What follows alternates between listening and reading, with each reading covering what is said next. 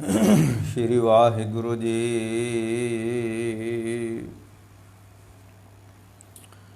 राम नाम उर मैं गयो, जाके सम नहीं कोए। जे सिमरत संकट मिटे, दर्श तुहारो होए। मैं जानिया वड हंस है, ता मैं किया संग।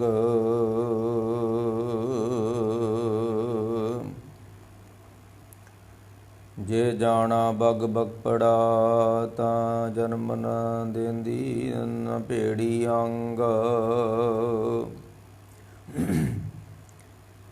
क्या हंस क्या बगला, जाको नदर धरे। जे तिस भावे नानका, कागो हंस करे। हंसां देख तरंदियां, बग्गा पियाया चाओ। डुब मोए बग बपड़े, डुब मोए बग बपड़े। गुर सागर रतनी भरपूरे, सिर तल ऊपर पाँव। डुब मुए बग बपड़े, सिर तल ऊपर पाँव। गुर सागर रतनी भरपूरे, अमृत संत चुगे नहीं दूरे। हरस जोग चुगे प्रभ भावे, सरवर में हंस प्राण पथ पावे। क्या बग बपड़ा छपड़ी नहावे, कीचड़ डूबे मैल ना जावे। वाहिगुरु जी का खालसा, वाहिगुरु जी की फतेह। परम सत्कार गुरु प्यारी साध संगत जी, कल आपां धन गुरु अंगद दे सच्चे पातशाह दे जीवन दे बारे विचार कीती सी कि धन गुरु अंगद सच्चे पातशाह महाराज खडूर साहब की धरती ते बैठे ने ते संगतां नूं तार रहे ने। सतगुरु जिहड़ा वा वो एक सागर दी न्याई हुंदा है,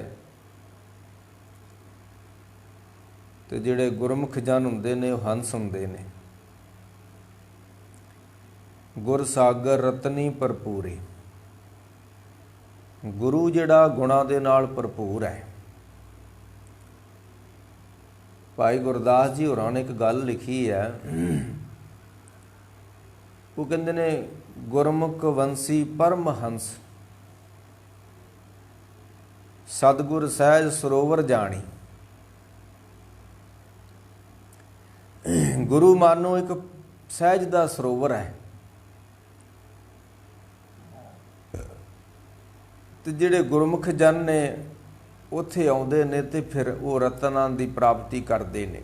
गुर सागर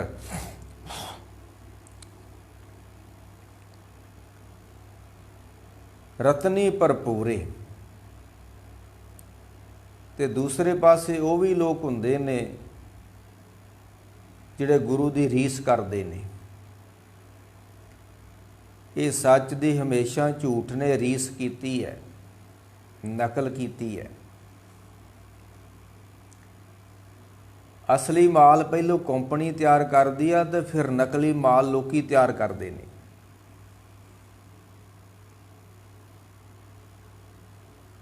ते गुरु अमरदास महाराज कहंदे मैं जानिया वड हंस है, तां मैं कीता संग। जिस तरह गुरमुख वंशी परम हंस सतगुर सहज सरोवर जानी, इसी तरह नकली गुरु भी फिर बंदे जिहड़े अपने आप नूं गुरु सदाउंदे ने,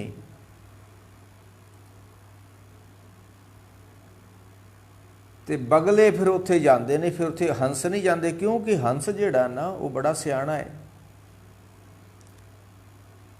बाबे फरीद ने कहा, हंस उधर कोधरे पिया। ਨਕਲੀ ਫੁੱਲਾਂ ਉੱਤੇ ਮੱਖੀਆਂ ਨਹੀਂ ਆਉਂਦੀਆਂ। ਸ਼ਹਿਦ ਦੀ ਮੱਖੀ ਉੱਥੇ ਜਾਂਦੀ ਜਿੱਥੇ ਅਸਲੀ ਫੁੱਲ ਹੋਵੇ। ਇਹ ਜਿਹੜੇ ਰਾਧਾ ਸੁਆਮੀ, ਇਹ ਜਿਹੜੇ ਰਾਮ ਰਹੀਮ ਵਰਗੇ ਗੁਰੂ ਨੇ, ਇਹ ਨਕਲੀ ਫੁੱਲ ਨੇ, ਤੇ ਨਕਲੀ ਫੁੱਲ ਦੇ ਉੱਤੇ ਫਿਰ ਮੱਖੀ ਤਾਂ ਨਹੀਂ ਜਾਂਦੀ, ਪਰ ਮਨੁੱਖ ਦੇ ਕੋਲ ਮੱਖੀ ਜਿੰਨੀ ਵੀ ਅਕਲ ਹੈ ਨਹੀਂ, ਇਹ ਨਕਲੀਆਂ 'ਤੇ ਪ੍ਰਭਾਵਿਤ ਹੋ ਜਾਂਦੇ ਨੇ।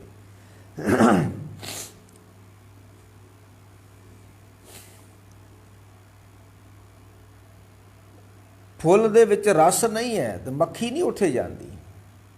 ਭੌਰਾ ਵੀ ਕਦੀ ਨਕਲੀ ਫੁੱਲ 'ਤੇ ਨਹੀਂ ਜਾਂਦਾ। ਪਰ ਮਨੁੱਖ ਇੰਨਾ ਬੇਸਮਝ ਹੋ ਚੁੱਕਾ ਹੈ, ਇਹਨੂੰ ਅਸਲੀ ਗੁਰੂ ਤੇ ਨਕਲੀ ਗੁਰੂ ਦਾ ਪਤਾ ਨਹੀਂ ਲੱਗਣ ਦਿਆ। ਗੁਰੂ ਅਮਰਦਾਸ ਕਹਿੰਦੇ, ਮੈਂ ਜਾਣਿਆ ਵੱਡ ਹੰਸ ਹੈ, ਤਾਂ ਮੈਂ ਕੀਆ ਸੰਗ।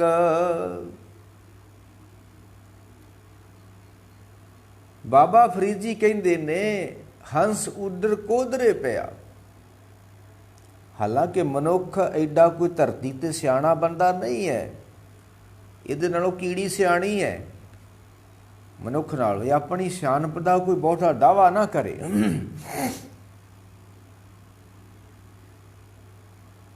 ਜਿੰਨੇ ਜੀ ਜੰਤੂ ਪਰਮੇਸ਼ਰ ਨੇ ਬਣਾਏ ਨੇ, ਮਨੁੱਖ ਨੂੰ ਸਿਆਣੇ ਹੀ ਬਣਾਏ ਨੇ। ਮਨੁੱਖ ਨਾਲੋਂ ਤੇ ਕੁੱਤਾ ਸਿਆਣਾ ਹੈ। ਇਹ ਕਾਹਦੀ ਸਿਆਣਪ ਕਰਦਾ? ਜਿਹੜਾ ਮਸਲਾ ਏਜੰਸੀਆਂ ਕੋਲੋਂ ਨਾ ਹੱਲ ਹੋਵੇ, ਕੁੱਤੇ ਹੱਲ ਕਰ ਦਿੰਦੇ। ਇਸ ਮਤਲਬ ਕੁੱਤਾ ਸਿਆਣਾ ਹੈ, ਬੰਦੇ ਨਾਲੋਂ ਕੁੱਤਾ ਸਿਆਣਾ ਹੈ। ਤਾਂ ਹੀ ਤਾਂ ਗੁਰੂ ਤੇਗ ਬਹਾਦਰ ਨੇ ਆਖਿਆ, ਸਵਾਮੀ ਕੋ ਗ੍ਰਹ ਜੋ ਸਦਾ ਸਵਾਨ ਤਜਤ ਨਹੀਂ ਨਿਤ। ਕਹਿਣ ਲੱਗੇ, ਬੰਦਿਆ ਤੇਰੇ ਨੂੰ ਤੇ ਕੁੱਤਾ ਸਿਆਣਾ। ਆਪਣੇ ਇੱਕ ਵਾਰੀ ਜਿਹੜਾ ਮਾਲਕ ਤੋਂ ਟੁੱਕਰ ਖਾ ਲਵੇ ਨਾ, ਉਹ ਤੇ ਜਿਸ ਮਾਲਕ ਦਾ ਹੋ ਜਾਵੇ, ਮੁੜ ਕੇ ਉਹ ਆਪਣੇ ਮਾਲਕ ਨੂੰ ਛੱਡਦਾ ਨਹੀਂ ਹੈ। ਤੇਰਾ ਮਾਲਕ ਪਰਮੇਸ਼ਰ ਸੀ, ਤੇਰਾ ਮਾਲਕ ਪਰਮੇਸ਼ਰ ਸੀ, ਪਰ ਤੂੰ ਛੱਡ ਚੁੱਕਾ ਹੈ ਉਸ ਨੂੰ। ਤੇ ਸਾਹਿਬ ਸਤਿਗੁਰ ਸੱਚਾ ਸਤਿਗੁਰ ਛੱਡ ਕੇ ਮਨਮੁਖ ਹੋਏ ਬੰਦੇ ਕਾ ਬੰਦਾ। ਤੁਸੀਂ ਬੰਦਿਆਂ ਨੂੰ ਗੁਰੂ ਮੰਨਦੇ ਹੋ। ਮਾਰ ਕਹਿੰਦੇ, ਤੁਸੀਂ ਤੇ ਬੜੇ ਬੇਸਮਝ ਲੋਕ ਹੋ, ਬੇਅਕਲ ਲੋਕ ਜੋ।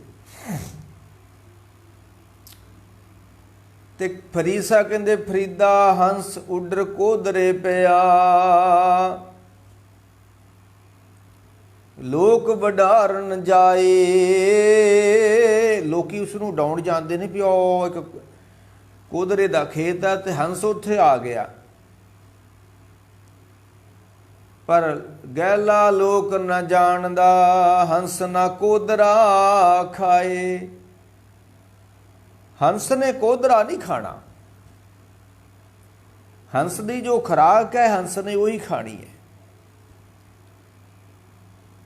ਬਾਜ ਭੁੱਖਾ ਮਰ ਜੂ, ਬਾਜ ਆਪਣੀ ਖੁਰਾਕ ਨਹੀਂ ਬਦਲੂਗਾ। ਹਾਥੀ ਭੁੱਖਾ ਮਰ ਜੂ ਜੰਗਲ ਵਿੱਚ, ਆਪਣੀ ਖੁਰਾਕ ਨਹੀਂ ਬਦਲੂਗਾ ਉਹ। ਤੇ ਮਨੁੱਖ ਦੀ ਤੇ ਕੋਈ ਖੁਰਾਕ ਹੈ ਹੀ ਨਹੀਂ ਹੈ।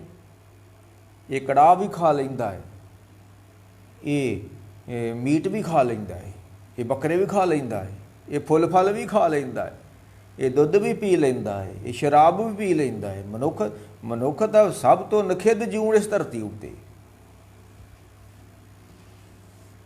ਜਿਸ ਵੇਖਣਾ ਹੋਵੇ ਨਾ ਕਿਸੇ ਨੂੰ, ਨਖਿੱਧ ਜੂਨ ਕਿਹੜੀ ਹੈ? ਮਨੁੱਖ ਦੀ ਹੈ।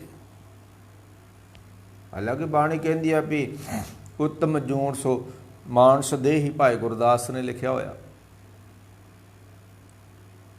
ਪਰ ਉੱਤਮ ਤਾਂ ਹੀ ਹੈ ਜੇ ਉੱਤਮ ਕਰਮ ਕੀਤੇ ਜਾਣ। ਜੇ ਨਹੀਂ ਉੱਤਮ ਕਰਮ ਤੇ ਕਰਤੂਤ ਪਸ਼ੂ ਕੀ। ਮਾਨਸ ਜਾਤ, ਜਾਤ ਹੀ ਮਨੁੱਖ ਦੀ ਹੈ ਨਾ ਸਾਡੀ, ਕਰਤੂਤਾਂ ਤਾਂ ਨਹੀਂ ਨਾ ਮਨੁੱਖ ਵਾਲੀਆਂ।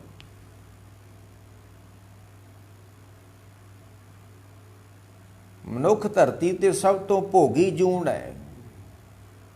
ਜਿੰਨਾ ਇਹ ਭੋਗੀ ਜੂਨ ਆ, 84 ਲੱਖ 'ਚ ਕੋਈ ਹੈ ਹੀ ਨਹੀਂ ਹੈ। ਹਾਲਾਂਕਿ ਕਈਆਂ ਨੇ ਹਾਥੀ ਨੂੰ ਭੋਗੀ ਮੰਨਿਆ। ਨਹੀਂ, ਹਾਥੀ ਭੋਗੀ ਨਹੀਂ ਹੈ। ਉਹ ਬਿਨਾਂ ਬੱਚੇ ਤੋਂ ਸੰਬੰਧ ਨਹੀਂ ਜੋੜਦੇ, ਪੈਦਾ ਕਰਨ ਤੋਂ ਬਿਨਾਂ। ਮਨੁੱਖ ਦੀ ਕੀ ਹਾਲਤ ਹੈ? ਨਿਖਿੱਧ ਜੂਨ। ਕਿਉਂ ਨਿਖਿੱਧ ਜੂਨ ਹੈ? ਪਸ਼ੂ ਮਿਲੇ ਚੰਗਿਆਈਆਂ, ਖੜ ਖਾਵੇ ਅੰਮ੍ਰਿਤ ਦੇ। ਕਹਿਣ ਲੱਗੇ ਬੰਦਿਆ ਤੇਰਨੋਂ ਤੇ ਪਸ਼ੂ ਚੰਗੇ ਨੇ, ਕੁੱਤੇ ਚੰਗੇ ਨੇ। ਉਹ ਘਾਹ ਖਾ ਕੇ ਅੰਮ੍ਰਿਤ ਦਿੰਦੇ ਨੇ। ਕਈ ਕਹਿੰਦੇ ਆ ਜੀ ਇਹ ਜਿਹੜਾ ਦੁੱਧ ਵਾ ਇਹ ਵੀ ਇਹ ਮਾਸ ਹੀ ਆ। ਇਹ ਮਾਸ ਨਹੀਂ ਹੈ, ਬੇਸਮਝ ਲੋਕੋ, ਇਹ ਮਾਸ ਨਹੀਂ ਹੈ। ਬਾਣੀ ਨੇ ਇਸ ਨੂੰ ਅੰਮ੍ਰਿਤ ਮੰਨਿਆ ਹੈ। ਖੜ ਖਾਵੇ ਅੰਮ੍ਰਿਤ ਦੇ। ਉਹ ਖੂਨ ਨਹੀਂ ਦਿੰਦੇ, ਉਹ ਅੰਮ੍ਰਿਤ ਦਿੰਦੇ ਨੇ। ਪਰ ਜਿਨ੍ਹਾਂ ਨੇ ਕੋ ਖਾਣਾ ਹੋਵੇ ਉਹ ਕਹਿੰਦੇ ਨੇ ਕਿ ਹੈ ਕੌਣ ਸਾਗ ਕੌਣ ਮਾਸ ਕਹਾਵੇ, ਕਿਸਮੇ ਪਾਪ ਸਮਾਣੇ। ਪਾਟੁਕ ਸੁਣਾ ਦਿੰਦੇ ਨੇ। ਮਾਸ ਮਾਸ ਕਰ ਮੂਰਖ ਝਗੜੇ, ਗਿਆਨ ਧਿਆਨ ਨਹੀਂ ਜਾਣੇ। ਕੌਣ ਮਾਸ ਕੌਣ ਸਾਗ ਕਹਾਵੇ, ਕਿਸਮੇ ਪਾਪ। ਜੇ ਤੁਸੀਂ ਮਾਸ ਨਹੀਂ ਖਾਂਦੇ ਤੇ ਸਾਗ ਤਾਂ ਖਾਂਦੇ ਹੋਗੇ, ਤੇ ਸਾਗ ਵੀ ਮਾਸ ਹੀ ਆ ਹੈ। ਲਓ, ਮੈਂ ਨਾ ਬੇਸਮਝਾਂ ਲੋਕਾਂ ਨੂੰ ਕਹਿਣਾ ਚਾਹੁੰਦਾ ਹੈ, ਤੁਸੀਂ ਸਾਗ ਨੂੰ ਵੱਢਣ ਜਾਓ, ਦਾਤਰੀ ਤੁਹਾਡੇ ਹੱਥ ਵਿੱਚ ਹੋਵੇ ਤੇ ਸਾਗ ਕਦੀ ਆਪਣੀ ਜਾਨ ਬਚਾ ਕੇ ਤੁਹਾਡੇ ਤੋਂ ਭੱਜਦਾ ਨਹੀਂ ਹੈ। ਤੇ ਜਦੋਂ ਤੁਸੀਂ ਕਿ ਜੀਵ ਨੂੰ ਵੱਢਦੇ ਹੋ, ਕੁਕੜੀ ਨੂੰ ਵੱਢਣ ਫਿਰ ਬਹਿ ਜਾਓ, ਕਿੱਦਾਂ ਤੜਫਦੀ ਹੋ? ਉਹਨੂੰ ਪਤਾ ਇਹਨੇ ਮੇਰੇ ਤੇ ਛੁਰੀ ਚਲਾ ਦੇਣੀ ਹੈ। ਜਿਨ੍ਹਾਂ ਲੋਕਾਂ ਨੇ ਪਾਪ ਗੁਨਾਹ ਕਰਨਾ ਹੋਵੇ ਉਹਨਾਂ ਕੋਲ ਬੜੇ ਟੁਚਰਾਂ ਨੇ, ਬੜੀਆਂ ਹੁਜਤਾਂ ਨੇ, ਉਹਨਾਂ ਦੇ ਕੋਲ ਬੜੀਆਂ ਦਲੀਲਾਂ ਨੇ। ਔਰ ਗੁਰੂ ਗ੍ਰੰਥ ਸਾਹਿਬ ਵਿੱਚੋਂ ਦਲੀਲਾਂ ਦਿੰਦੇ ਨੇ ਪਾਪ ਕਰਨ ਲੱਗੇ। ਇਹ ਗੁਰੂ ਗ੍ਰੰਥ ਸਾਹਿਬ ਤੁਹਾਨੂੰ ਆਗਿਆ ਦਿੰਦਾ ਪਾਪ ਕਰਨ ਦੀ। ਨੱਚਣ ਕੁੱਦਣ ਮਨ ਕਾ ਚਾਓ। ਉੱਥੇ ਨੱਚਣ ਕੁੱਦਣ ਵਾਲਿਆਂ ਨੂੰ ਮਾਰ ਆਖਿਆ ਸੀ ਵੀ ਇਹ ਨਾ ਕੰਮ ਕਰੋ। ਤੁਸੀਂ ਨੱਚ ਕੁੱਦ ਕੇ ਧਰਮ ਕਮਾਉਣਾ ਚਾਹੁੰਦੇ ਹੋ, ਨੱਚ ਕੁੱਦ ਕੇ ਧਰਮ ਨਹੀਂ ਕਮਾਇਆ ਜਾਂਦਾ। ਧਰਮ ਸਹਿਜ ਟਿਕਿਆਂ ਕਮਾਇਆ ਜਾਂਦਾ ਹੈ। ਬਾਕੀ ਸਾਰੀਆਂ ਗੱਲਾਂ ਛੱਡ ਦਿੱਤੀਆਂ ਅਸੀਂ। ਇੱਕ ਤੁਕ ਪੜ੍ਹ ਲਈ ਹੈ, ਜਿੱਦਾਂ ਨਹੀਂ ਸਿਓ ਕਿਉ ਮੰਦਾ ਆਖੀਏ, ਇੱਕ ਆਹ ਤੁਕ ਪੜ੍ਹ ਲਈ ਆ। ਤੇ ਇੱਕ ਫੜ ਲਈ ਅਸੀਂ ਇਹ ਨੱਚਣ ਕੁੱਦਣ ਮਨ ਕਾ ਚਾਓ। ਤੇ ਇੱਕ ਹੋਰ ਤੁਕ ਫੜ ਲਈ ਆ, ਕੌਣ ਮਾਸ ਕੌਣ ਸਾਗ ਕਹਾਵੈ, ਕਿਸਮੇ ਪਾਪ ਸਮਾਣੇ। ਕਿਤੇ ਪਾਪ ਨਹੀਂ ਆ। ਸਾਗ ਖਾ ਲਓ ਤਾਂ ਵੀ ਕੋਈ ਪਾਪ ਨਹੀਂ ਆ, ਮਾਸ ਖਾ ਲਓ ਤਾਂ ਵੀ ਕੋਈ ਪਾਪ ਨਹੀਂ ਹੈ। ਹਵਾਲਾ ਗੁਰੂ ਗ੍ਰੰਥ ਸਾਹਿਬ ਦਾ ਦਿੰਦੇ ਨੇ। ਤੁਸੀਂ ਇਹ ਗੱਲਾਂ ਕਰਦੇ ਹੋ, ਸੋ ਕਿਉਂ ਮੰਦਾ ਆਖੀਏ। ਇਹਨੂੰ ਬਰਾਬਰ ਦੇਣਾ ਹੈ, ਇਸਤਰੀ ਜਾਤ ਨੂੰ ਬਰਾਬਰ ਦਾ ਦਰਜਾ ਦੇਣਾ। ਤੇ ਰੱਬ ਨੇ ਕਿਉਂ ਨਹੀਂ ਬਰਾਬਰ ਦਾ ਦਰਜਾ ਦਿੱਤਾ ਉਸ ਨੂੰ? ਜੇ ਇਸ ਨੂੰ ਬਰਾਬਰ ਹੀ ਸਮਝਣਾ ਸੀ ਤੇ ਰੱਬ ਨੇ ਕਿਉਂ ਨਹੀਂ ਬਰਾਬਰ ਰੱਖਿਆ? ਮਨੁੱਖ ਦਾ ਸਰੀਰ ਮਨੁੱਖ ਦਾ, ਇਸਤਰੀ ਦਾ ਸਰੀਰ ਇਸਤਰੀ ਦਾ, ਇੱਕ ਜ਼ਮੀਨ ਤੇ ਅਸਮਾਨ ਦਾ ਫਰਕ ਰੱਬ ਨੇ ਰੱਖ ਦਿੱਤਾ। ਤੇ ਸਾਡੇ ਗਿਆਨੀ ਇਸ ਨੂੰ ਬਰਾਬਰ ਕਰ ਦੇਣਗੇ? ਹੁਣ ਕੋਈ ਗੁਰੂ ਪੀਰ ਇਸ ਨੂੰ ਬਰਾਬਰ ਕਰ ਦੇਗਾ? ਨਹੀਂ, ਹੋਣਾ ਹੀ ਨਹੀਂ। ਲਾਈ ਜਾਣ ਜ਼ੋਰ ਜਿੰਨਾ ਮਰਜ਼ੀ ਲਾਈ ਜਾਣ, ਹੋਣਾ ਹੀ ਨਹੀਂ। ਇਹ ਰੱਬ ਦੀ ਰਚਨਾ ਹੈ, ਮਾੜਾ ਨਹੀਂ, ਬਰਾਬਰ ਬਣੀ। ਜਿੱਥੇ ਇਸ ਨੂੰ ਬਰਾਬਰ ਦਾ ਦਰਜਾ ਦਿੱਤਾ ਗਿਆ ਜਿਨ੍ਹਾਂ ਮੁਲਕਾਂ ਦੇਸ਼ਾਂ ਦੇ ਵਿੱਚ, ਉੱਥੇ ਦੇਸ਼ ਸਮਾਜ ਧਰਮ ਸਭ ਭ੍ਰਸ਼ਟ ਹੋ ਗਿਆ। ਮਨੁੱਖ ਜੈਸਾ ਕਮਾਉਂਦੀ ਹੈ ਇਸਤਰੀ ਵੀ ਬਰਾਬਰ ਦੀ ਨੌਕਰੀ ਕਰਦੀ ਹੈ। ਉਹ ਮਨੁੱਖ ਨੂੰ ਕੀ ਜਾਣਦੀ? ਆਪਣੇ ਖਸਮ ਨੂੰ ਕੁਛ ਵੀ ਨਹੀਂ ਜਾਣਦੀ। 2-4 ਸਾਲਾਂ ਬਾਅਦ ਖਸਮ ਛੱਡ ਕੇ ਨਵਾਂ ਖਸਮ ਕਰ ਲੈਂਦੀ। ਕਹਿੰਦੀ ਜਾ ਤੁਰਿਆ ਫਿਰ ਤੂੰ ਮੇਰਾ ਕੀ ਲੱਗਦਾ? ਉਹ ਸਮਾਜ ਭ੍ਰਸ਼ਟ ਹੋ ਗਏ ਜਿੱਥੇ ਇਸਤਰੀ ਨੂੰ ਬਰਾਬਰ ਦਾ ਦਰਜਾ ਦਿੱਤਾ ਗਿਆ। ਉਹ ਧਰਮ ਭ੍ਰਸ਼ਟ ਹੋ ਜਾਊਗਾ ਜਿਹੜਾ ਧਰਮ ਇਸ ਨੂੰ ਬਰਾਬਰ ਦਾ ਦਰਜਾ ਦੇਵੇਗਾ। ਭ੍ਰਸ਼ਟ ਹੋ ਜਾਏਗਾ। ਹੋ ਗਏ ਨੇ, ਹੋਰ ਹੋ ਜਾਣਗੇ। ਨਹੀਂ, ਮੈਂ ਕਹਿ ਰਿਹਾ ਸੀ ਕਿ ਮਰ ਕਹਿੰਦੇ ਪਸ਼ੂ ਮਿਲੇ ਚੰਗਿਆਈਆਂ, ਖੜ ਖਾਵੇ ਅੰਮ੍ਰਿਤ ਦੇ। ਉਹ ਘਾਹ ਖਾ ਕੇ ਅੰਮ੍ਰਿਤ ਦਿੰਦੇ ਨੇ। ਬੰਦਿਆ ਤੂੰ 36 ਪ੍ਰਕਾਰ ਖਾ ਕੇ ਵੀ ਕੱਖ ਨਹੀਂ ਸਮਾਜ ਨੂੰ ਦਿੰਦਾ। ਤੂੰ ਤਾਂ ਨਿਖਿੱਧ ਜੂਨ ਹੈ, ਤੂੰ ਤਾਂ ਭ੍ਰਸ਼ਟ ਵਾਂ। ਤੇ ਮਾਰਨ ਕਿਆ ਗੁਰ ਸਾਗਰ ਰਤਨੀ ਭਰਪੂਰੇ।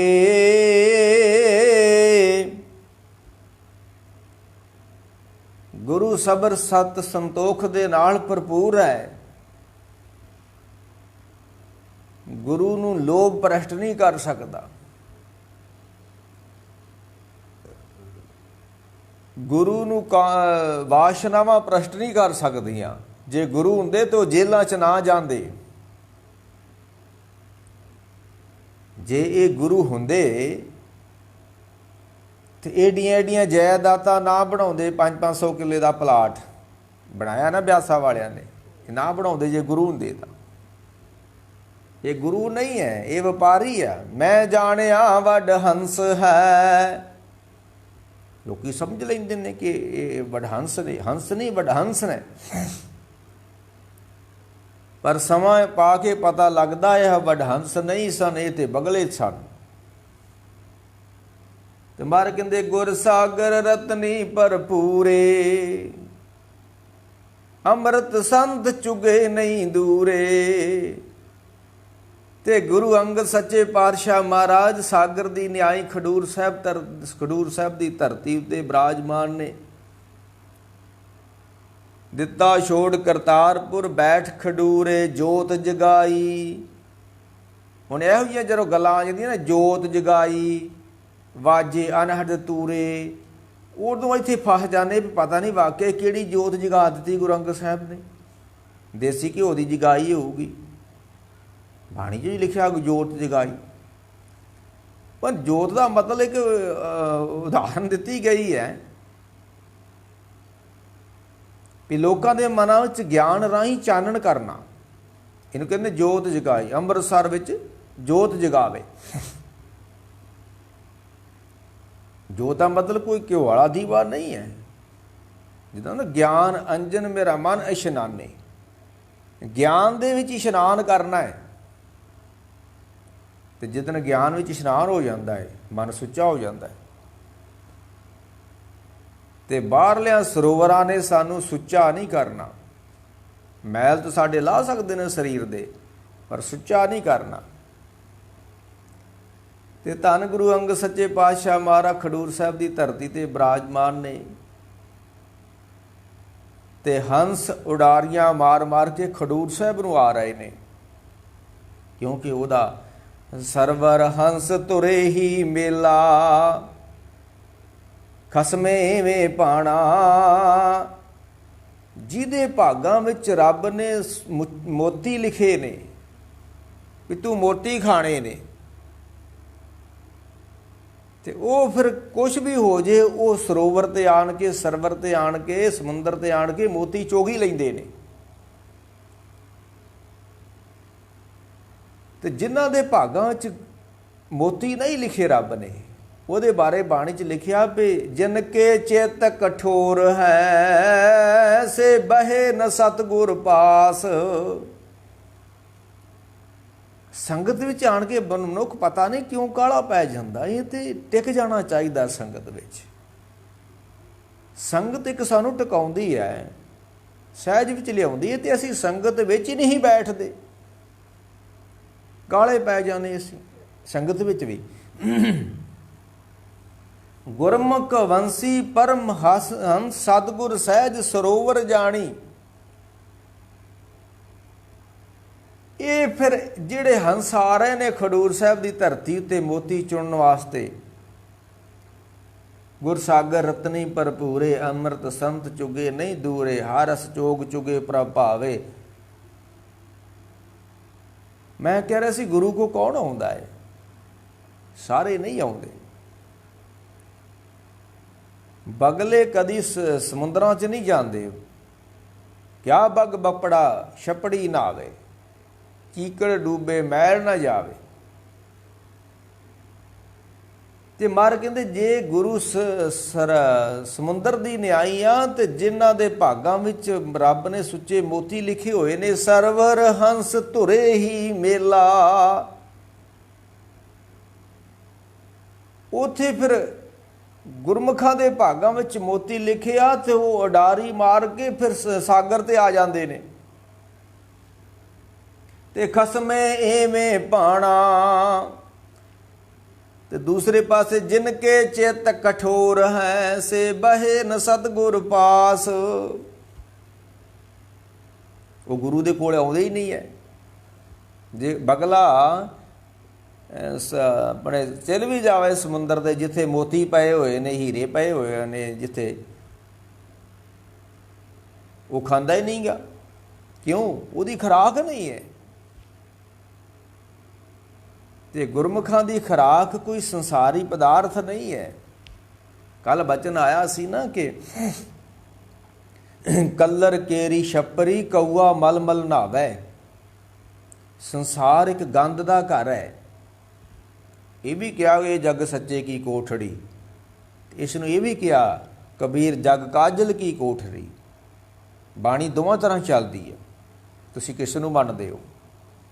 ਇਹਦਾ ਨਹੀਂ ਗੁਰੂ ਤੇਗ ਬਹਾਦਰ ਜੀ ਨੇ ਕਿਹਾ ਕਿ ਬਲ ਛੁੱਟ ਕਿਓ ਬੰਧਨ ਪਰੇ, ਤੇ ਥੱਲੇ ਤੋਂ ਕਹਿੰਦੀ ਬਲ ਹੋਵਾ ਬੰਧਨ ਛੁੱਟੇ। ਇਸ ਤਰ੍ਹਾਂ ਬਾਣੀ ਚੱਲਦੀ ਹੈ। ਇੱਕ ਕਹਿਤਾ ਕਿ ਇਹ ਜਗ ਸੱਚੇ ਕੀ ਹੈ ਕੋਠੜੀ, ਤੇ ਇਹ ਵੀ ਬਾਣੀ 'ਚ ਕਹਿ ਦਿੱਤਾ ਕਬੀਰ ਜਗ ਕਾਜਲ ਕੀ ਕੋਠਰੀ। ਅੰਧ ਪਰੇ ਤਿਸ ਮਾਏ ਜਗ ਮੈਲਾ। ਜਗ ਤੇ ਗੰਦਗੀ ਨਾਲ ਭਰਿਆ ਪਿਆ ਹੈ। ਜਗ ਵਿੱਚ ਤਾਂ ਮੈਲ ਹੀ ਮੈਲ ਹੈ। ਤੇ ਫਿਰ ਇਹ ਵੀ ਲਿਖਤਾ ਕਿ ਇਹ ਜਗ ਸੱਚੇ ਕੀ ਕੋਠੜੀ ਹੈ। ਤੇ ਸੱਚੇ ਦੀ ਕੋਠੜੀ ਵਿੱਚ ਇੰਨੀ ਮੈਲ ਕਿਉਂ ਪਈ ਹੋਈ ਹੈ? ਇਹ ਜਗ ਸੱਚੇ ਕੀ ਕੋਠੜੀ ਹੈ, ਇਹ ਕੋਠੜੀ ਵਿੱਚ ਇੰਨਾ ਗੰਦ ਕਿਉਂ ਭਰਿਆ ਗਿਆ ਹੈ? ਤੇ ਗੁਰੂ ਨਾਨਕ ਸਾਹਿਬ ਕਹਿੰਦੇ ਨੇ ਕਿ ਇਹ ਸੰਸਾਰ ਜਿਹੜਾ ਹੈ ਕੱਲਰ ਕੇਰੀ ਛੱਪਰੀ ਕਊਆ ਮਲ ਮਲ ਨਹਾਵੈ। ਇਹ ਸ਼ਬਦ ਪੜ੍ਹ ਰਿਹਾ ਹੈ ਭਾਈ ਬੱਲੂ। ਗੁਰੂ ਅੰਗਦ ਸਾਹਿਬ ਬੈਠੇ ਹੋਏ ਨੇ ਤੇ ਭਾਈ ਪਾਰੋ ਇਹ ਸ਼ਬਦ ਨੂੰ ਸੁਣ ਰਿਹਾ ਹੈ। ਖਡੂਰ ਸਾਹਿਬ ਦੀ ਧਰਤੀ ਉੱਤੇ ਹੰਸ ਆਏ ਹੋਏ ਨੇ, ਸਾਗਰ ਤੋਂ ਮੋਤੀ ਚੁਣ ਰਹੇ ਨੇ। ਗੁਰਸਾਗਰ ਰਤਨੀ ਭਰਪੂਰੇ, ਅੰਮ੍ਰਿਤ ਸੰਤ ਚੁਗੇ ਨਹੀਂ ਦੂਰੇ। ਇਹ ਸ਼ਬਦ ਸੁਣ ਰਿਹਾ ਭਾਈ ਪਾਰੋ। ਤੇ ਮਰ ਕੱਲਰ ਕੇਰੀ ਛੱਪਰੀ, ਛੱਪੜ ਕਹਿ ਲਓ ਜਾਂ ਛੱਪਰੀ ਕਹਿ ਲਓ ਜਾਂ ਪੋਖਰ ਕਹਿ ਲਓ, ਪੋਖਰ ਪੋਖਰ ਟੁੰਡ ਤੇ, ਇਹ ਵੀ ਕਬੀਰ ਨੇ ਕਿਹਾ।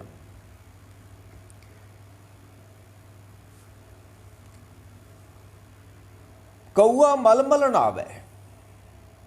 ਅਸੀਂ ਕਾਮ ਆ, ਸਾਡੀ ਕਾਮ ਬਿਰਤੀ ਹੈ। ਤੇ ਮਨ ਤਨ ਮੈਲਾ ਅਵਗਣੀ। ਜਦੋਂ ਮਨ ਮੈਲਾ ਹੋ ਜਾਂਦਾ ਹੈ ਨਾ, ਤੇ ਮਨ ਤੇ ਤਨ ਇੱਕੋ ਜਿਹੇ, ਇਹ ਦੋ ਨਹੀਂ ਨੇ, ਇੱਕ ਹੀ ਨੇ, ਰਲੇ ਮਿਲੇ ਨੇ ਦੋਵੇਂ ਹੀ। ਜੇ ਅੰਦਰ ਨਿਰਮਲਤਾ ਆ ਜਾਵੇ, ਅੰਦਰੋਂ ਸਾਫ਼ ਹੋ ਜੇ, ਤੇ ਤਨ ਵੀ ਸਾਫ਼ ਹੋ ਜਾਂਦਾ ਹੈ।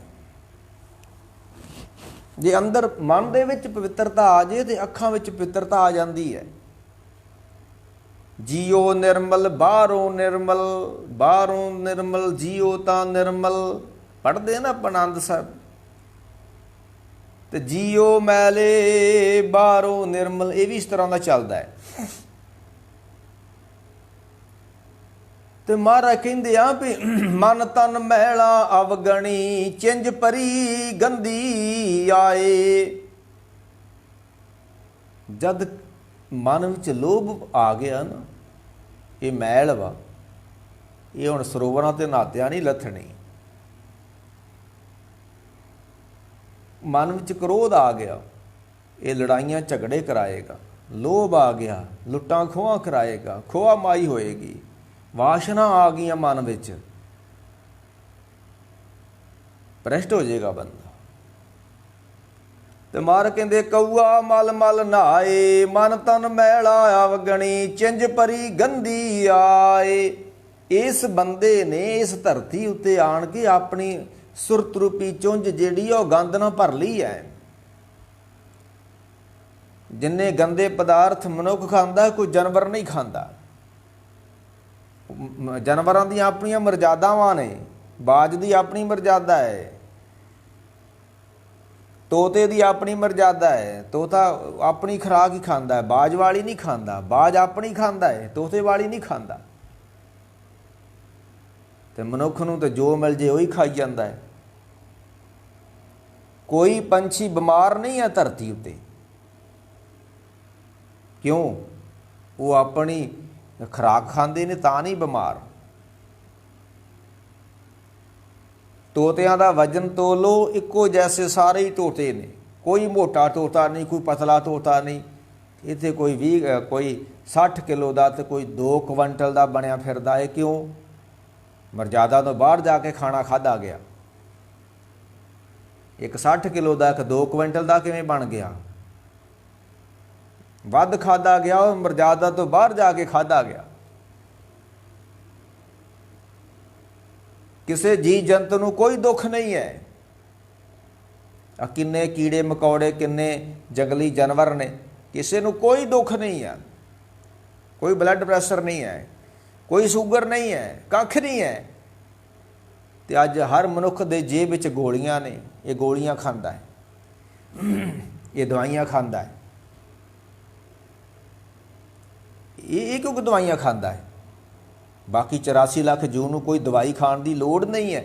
ਮਨੁੱਖ ਕਿਉਂ ਖਾਂਦਾ ਹੈ? ਕਿਉਂ? ਮਨੁੱਖ ਲੋੜ ਤੋਂ ਵੱਧ ਜਦੋਂ ਅੰਨ ਖਾਂਦਾ, ਫਿਰ ਇਹਨੂੰ ਦਵਾਈਆਂ ਵੀ ਖਾਣੀਆਂ ਪੈਣੀਆਂ। ਮੈਂ ਫੇਰ ਕਹਿ ਦਿਆਂ, ਆ ਜਿੰਨੇ ਕਾਂ ਨੇ ਨਾ, ਸਾਰਿਆਂ ਨੂੰ ਤੋਲ ਕੇ ਵੇਖ ਲਿਓ, ਇੱਕੋ ਜੈਸਾ ਭਾਰ ਹੋਊਗਾ। 400 ਗ੍ਰਾਮ ਸਾਰਿਆਂ ਦਾ ਹੀ, ਇਹਦਾ 500 ਗ੍ਰਾਮ ਨਹੀਂ ਹੈ। ਤੇ ਕੋਈ ਬੰਦਾ 60 ਕਿਲੋ ਦਾ, ਕੋਈ 2 ਕੁਇੰਟਲ ਦਾ ਲੰਗਰ ਖਾ ਖਾ ਕੇ ਕਿੱਧਰ ਨੂੰ ਇਹਨਾਂ ਨੇ ਸਰੀਰ ਤੋੜੇ ਆਪਣੇ। ਮਾਰ ਕਹਿੰਦੇ ਮਨ ਤਨ ਮੈਲਾ ਅਵਗਣੀ, ਚਿੰਝ ਭਰੀ ਗੰਦੀ ਆਏ।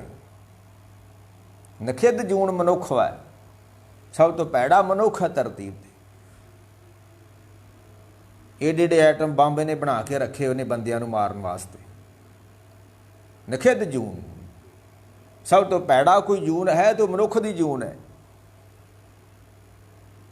ਇੰਨਾ ਲੋਭ, ਇੰਨਾ ਵੈਰ, ਇੰਨਾ ਕ੍ਰੋਧ, ਇੰਨੀ ਈਰਖਾ, ਇੰਨਾ ਸਾੜਾ। ਸਭ ਜੀ ਜੰਤੂ ਐ ਮੌਜ ਨਾਲ ਬੈਠੇ ਹੋਏ ਨੇ, ਰੱਬ ਦਾ ਦਿੱਤਾ ਖਾਂਦੇ ਨੇ। ਤੇ ਮਨੁੱਖ ਕੀ ਕਰਦਾ ਫਿਰਦਾ ਹੈ? ਨਾ ਇਹਨੂੰ ਦਿਨੇ ਚੈਨ, ਨਾ ਇਹਨੂੰ ਰਾਤ ਨੂੰ ਚੈਨ। ਕਿਹੜੇ ਰਾਹ ਤੁਰ ਗਿਆ ਮਨੁੱਖ? ਮਾਰ ਕਹਿੰਦੇ ਮਨ ਤਨ ਮੈਲਾ ਅਵਗਣੀ, ਚਿੰਝ ਭਰੀ ਗੰਦੀ ਆਏ। ਕਿਉਂ?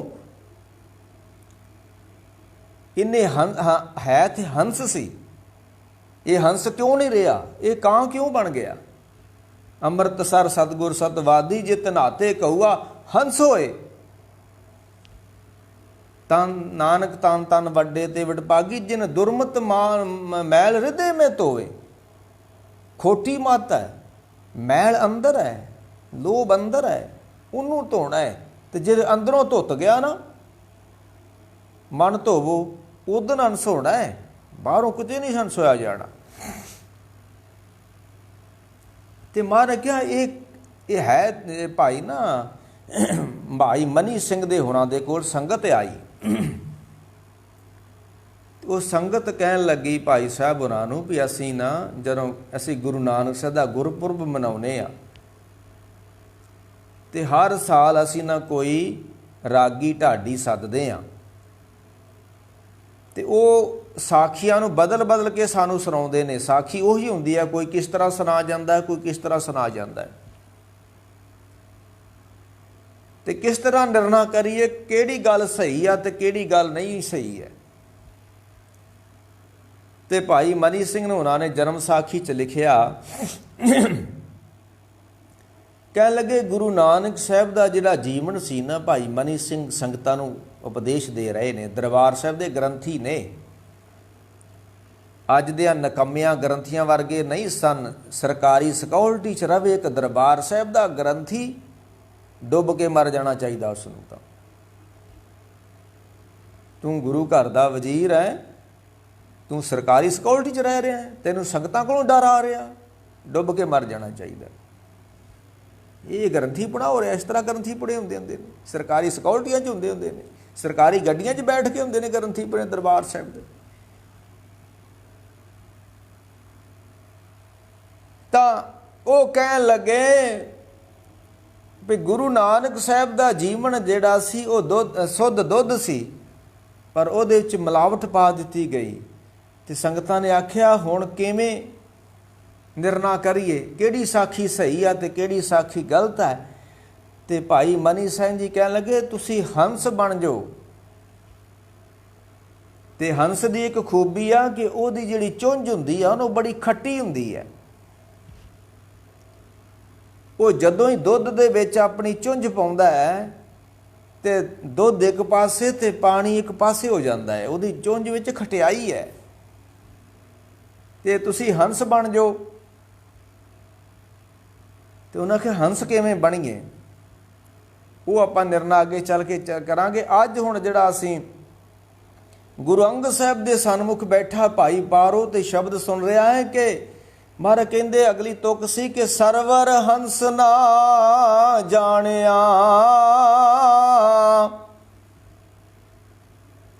ਮਹਾਰਾਜ ਕਹਿੰਦੇ ਜਿਹੜਾ ਬੰਦਾ ਗੁਰੂ ਦੇ ਨਾਲ ਆਪਣਾ ਸੰਬੰਧ ਨਹੀਂ ਜੋੜ ਕੇ ਰੱਖਦਾ, ਸੰਗਤ ਦੇ ਨਾਲ ਆਪਣਾ ਸੰਬੰਧ ਨਹੀਂ ਨਾ ਜੋੜਦਾ, ਉਹ ਬਗਲਾ ਹੀ ਆ, ਉਹ ਕਾਂ ਹੀ ਆ, ਉਹ ਕੋਈ ਵੀ ਹੋਵੇ।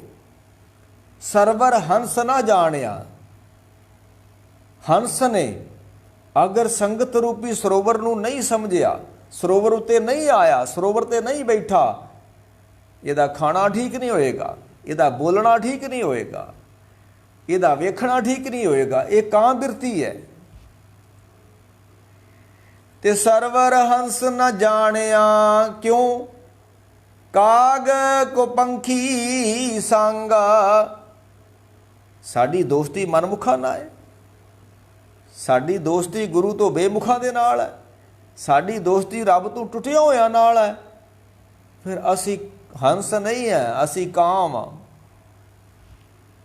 ਤੇ ਜਿੰਨਾ ਚਿਰ ਹੁਣ ਕੋਈ ਸਤਿਗੁਰ ਦੇ ਵਿੱਚ ਸਤਿਗੁਰ ਸਹਿਜ ਸਰੋਵਰ ਜਾਣੀ, ਗੁਰਮੁਖ ਵੰਸੀ ਪਰਮ ਹੰਸ ਸਤਿਗੁਰ ਸਹਿਜ ਸਰੋਵਰ ਜਾਣੀ। ਸਾਖਤ ਸੂ ਐਸੀ ਪ੍ਰੀਤ ਹੈ ਬੂਝੋ ਗਿਆਨੀ ਰੰਗ। ਇਹ ਗਿਆਨੀਆਂ ਨੂੰ ਪਤਾ ਲੱਗਦਾ ਹੈ ਵੀ ਜੇ ਹੰਸ ਬਣਨਾ ਹੈ ਤੇ ਫਿਰ ਗੁਰੂ ਨਾਲ ਜੁੜਨਾ ਪੈਣਾ ਹੈ, ਜੇ ਹੰਸ ਬਣਨਾ ਹੈ ਤੇ ਸੰਗਤ ਨਾਲ ਜੁੜਨਾ ਪੈਣਾ ਹੈ। ਸਾਖਤ ਸੂ ਐਸੀ ਪ੍ਰੀਤ ਹੈ ਬੂਝੋ ਗਿਆਨੀ ਰੰਗ, ਸੰਤ ਸਭਾ ਜੈਕਾਰ ਕਰ। ਕਹਿ ਲੱਗੇ ਤੂੰ ਸੰਤਾਂ ਦੀ ਸਭਾ 'ਚ ਵਿਆਹ ਕਰ। ਚਾਰ ਤਰ੍ਹਾਂ ਦੀ ਸਭਾ ਮੰਨੀ ਹੈ ਨਾ, ਦੁਸ਼ਟਾਂ ਦੀ ਸਭਾ, ਅਗੰਮ ਅਗਾਧ ਅਗਾਧ ਪ੍ਰਭ ਸਭਾ, ਰੱਬ ਦੀ ਸਭਾ, ਸੰਤਾਂ ਦੀ ਸਭਾ, ਸਿੱਧ ਸਭਾ। ਇੱਕ ਅੱਜ ਕੱਲ੍ਹ ਨਵੀਂ ਬਣੀ ਹੋਈ ਹੈ ਸ੍ਰੀ ਗੁਰੂ ਸਿੰਘ ਸਭਾ। ਮਰ ਕਹਿੰਦੇ ਸੰਤ ਸਭਾ ਜੈਕਾਰ ਕਰ। ਤੂੰ ਸੰਗਤ ਵਿੱਚ ਬੈਠ ਕੇ ਰੱਬ ਦੇ ਨਾਮ ਦਾ ਜੈ ਜੈਕਾਰ ਕਰਿਆ ਕਰ, ਉਚਾਰਨ ਕਰਿਆ ਕਰ।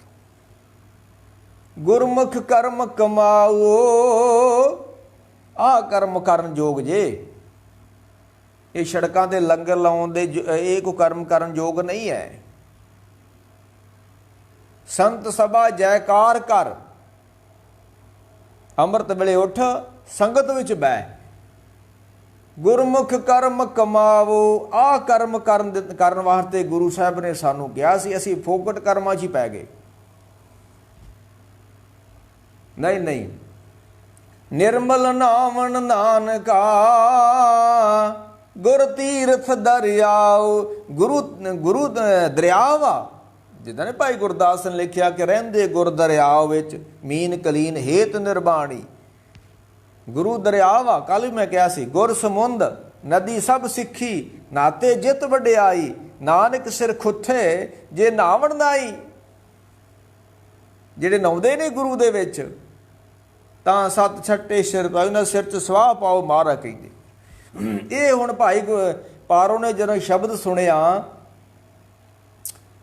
ਤੇ ਕਹਿਣ ਲੱਗਾ ਮਹਾਰਾਜ ਦੇ ਅਰਥਾਂ ਦਾ ਪਤਾ ਨਹੀਂ ਲੱਗਾ ਸਾਨੂੰ ਕਿ ਕੱਲਰ ਕੇਰੀ ਛੱਪਰੀ ਕਊਆ ਮਲਮਲ ਲਾਏ। ਮਹਾਰਾਜ ਕਿਹੜੀ ਕੱਲਰ ਦੀ ਛੱਪੜੀ ਆ, ਕਿਹੜਾ ਕਊਆ ਲਾਉਂਦਾ ਹੈ, ਕਿਹਦੀ ਚਿੰਜ ਮੈਲੀ ਹੋਈ ਪਈ ਆ। ਤੇ ਗੁਰੂ ਅੰਗਦ ਸਾਹਿਬ ਨੇ ਆਖਿਆ, ਫਿਰ ਅਰਥ ਸਮਝਾਏ ਵੀ ਇਹ ਸੰਸਾਰ ਇੱਕ ਗੰਦ ਦੀ ਕੋਠੜੀ ਹੈ, ਕਬੀਰ ਜਗ ਕਾਜਲ ਕੀ ਕੋਠੜੀ ਹੈ। ਤੇ ਜੇ ਸੰਸਾਰ ਨਾਲ ਜੁੜੇ ਰਹੋਗੇ ਗੰਦਗੀ ਨਾਲ ਭਰ ਜਾਓਗੇ। ਜਿੱਥੇ ਹੈ ਹੀ ਗੰਦਗੀ, ਉਹ ਗੰਦਗੀ ਨਾਲ ਹੀ ਭਰੇ ਜਾਣਾ। ਫਿਰ ਤੇ ਫਿਰ ਭਾਈ ਪਾਰੋ ਨੇ ਗੁਰੂ ਅੰਗਦ ਸਾਹਿਬ ਅੱਗੇ ਹੱਥ ਜੋੜ ਕੇ ਬੇਨਤੀ ਕੀਤੀ, ਮਾਰ ਸੱਚੇ ਪਾਤਸ਼ਾਹ ਫਿਰ ਹੰਸ ਕਿਵੇਂ ਬਣਿਆ ਜਾਵੇ? ਕਾਂ ਤੋਂ ਬਗਲਾ, ਬਗਲੇ ਤੋਂ ਕਾਂ ਤੋਂ ਹੰਸ ਕਿਵੇਂ ਹੋਵੇ? ਇਹ ਗੁਰਸਿੱਖ ਆਣ ਕੇ ਗੁਰੂ ਨੂੰ ਪੁੱਛਦੇ ਸੀ ਤੇ ਗੁਰੂ ਰਾਹ ਦੱਸਦਾ ਹੁੰਦਾ ਸੀ। ਗੁਰ ਰਾਹ ਪਾਦਰ ਗੁਰ ਦੱਸੇ। ਤੇ ਗੁਰਸਿੱਖੀ ਕਾ ਕਰਮ ਏ ਗੁਰ ਫਰਮਾਏ ਗੁਰ ਸਿੱਖ ਕਰਨਾ। ਤੇ ਗੁਰੂ ਨੇ ਤੇ ਫਰਮਾਨ ਕੀਤਾ ਹੋਇਆ ਸਿੱਖ ਨੂੰ। ਸਤਿਗੁਰੂ ਫਰਮਾਇਆ ਕਾਰੀ ਇਹ ਕਰਿਓ ਗੁਰੂ ਦੁਆਰੇ ਹੋਏ ਕੇ ਸਹਿਬ ਸੰਭਾਲ ਲਿਓ। ਸਿੱਧਾ ਹੀ ਹੁਕਮ ਆ ਵੀ ਤੂੰ ਗੁਰੂ ਦੇ ਦਰ ਤੇ ਬੈਠ ਕੇ ਗੁਰੂ ਗੁਰੂ ਜਪ। ਤੇ ਵੇਖ ਲਓ ਰਹਿ ਰਾਸ ਦੇ ਪਾਠ ਵੇਲੇ ਕਿੰਨੇ ਕੁ ਬੈਠੇ ਹੁੰਦੇ ਗੁਰਦੁਆਰਿਆਂ 'ਚ ਲੋਕੀ। ਅੰਮ੍ਰਿਤ ਵੇਲੇ ਜਪਜੀ ਸਾਹਿਬ ਦਾ ਪਾਠ ਹੋ ਰਿਹਾ ਹੁੰਦਾ, ਕਿੰਨੇ ਕੁ ਬੈਠੇ ਹੁੰਦੇ ਅੰਦਰ, ਕਿੰਨੇ ਕੁ ਹੁਕਮ ਆਉਂਦੇ ਨੇ।